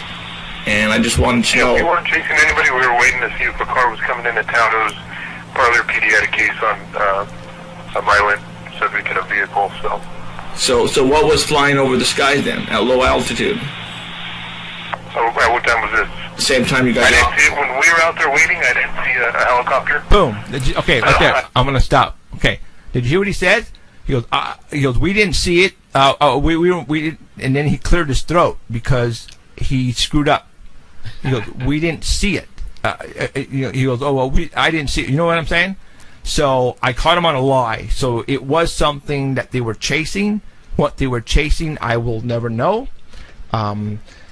But this is the stuff that happens here all the time in the outskirts. You know, we have black vehicles, Crown Vics, chasing UFOs, the whole 9 yards. It's pretty crazy. And that's why I'm doing this, you guys. Okay, I think we got 3.5 minutes left to go. So in about 1 minute, we're going to go ahead and hit the music, and we're going to get out of here. Next week's show is going to be interesting. I have Steve Pierce from one of the loggers who was at the location with Travis Walton when that UFO abducted him.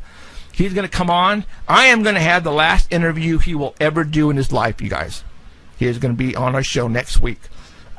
And we have a couple of books that we're going to give away that doesn't have anything to do with Fire in the Sky, but is about his personal experiences that he's been having. I wonder, it's probably because after the incident that occurred. But he doesn't want to talk about his book. He wants to talk about Fire in the Sky. So go figure. So this is going to be a real cool show next week. Hopefully I can try to get out him what's about the book, but I'm going to be giving away 2 books. And I got the last 3 books because he only made 50 books, you guys. All right. Yeah, That's it. I want to say thanks to Keith over at Dark Matter Radio Network. It's actually a real thrill to be on the Dark Matter Radio Network. Big time. So. We love you guys over there, Keith. You guys are great, awesome. It was fun, like kicking it 1 more hour even. Right on. It looks like we've been given the go-ahead to do a 3-hour show from now on. We'll start doing that when we move to our new studio, but we're going to start doing 3 hours. All right, you guys, thank you for showing up tonight. It's been great. We will see you again next week. It's going to be one of those other shows that you cannot miss. So tell everybody to tune in next week. For Jeffrey Gonzalez and Alan Thomas and Emerald, we want to thank you. Have a good night. We'll see you next week. Peace out. Good night, you guys. You have been listening to Paranormal Central with Jeffrey Gonzalez and Alan Thomas, broadcasting worldwide at ParanormalCentral.net and on ArtBell.com. Stay tuned for next time. Remember to keep your eyes to the skies. And we hope you witness something you cannot explain. I'm looking for you. You're looking for me. time, but impotent. Can it be true?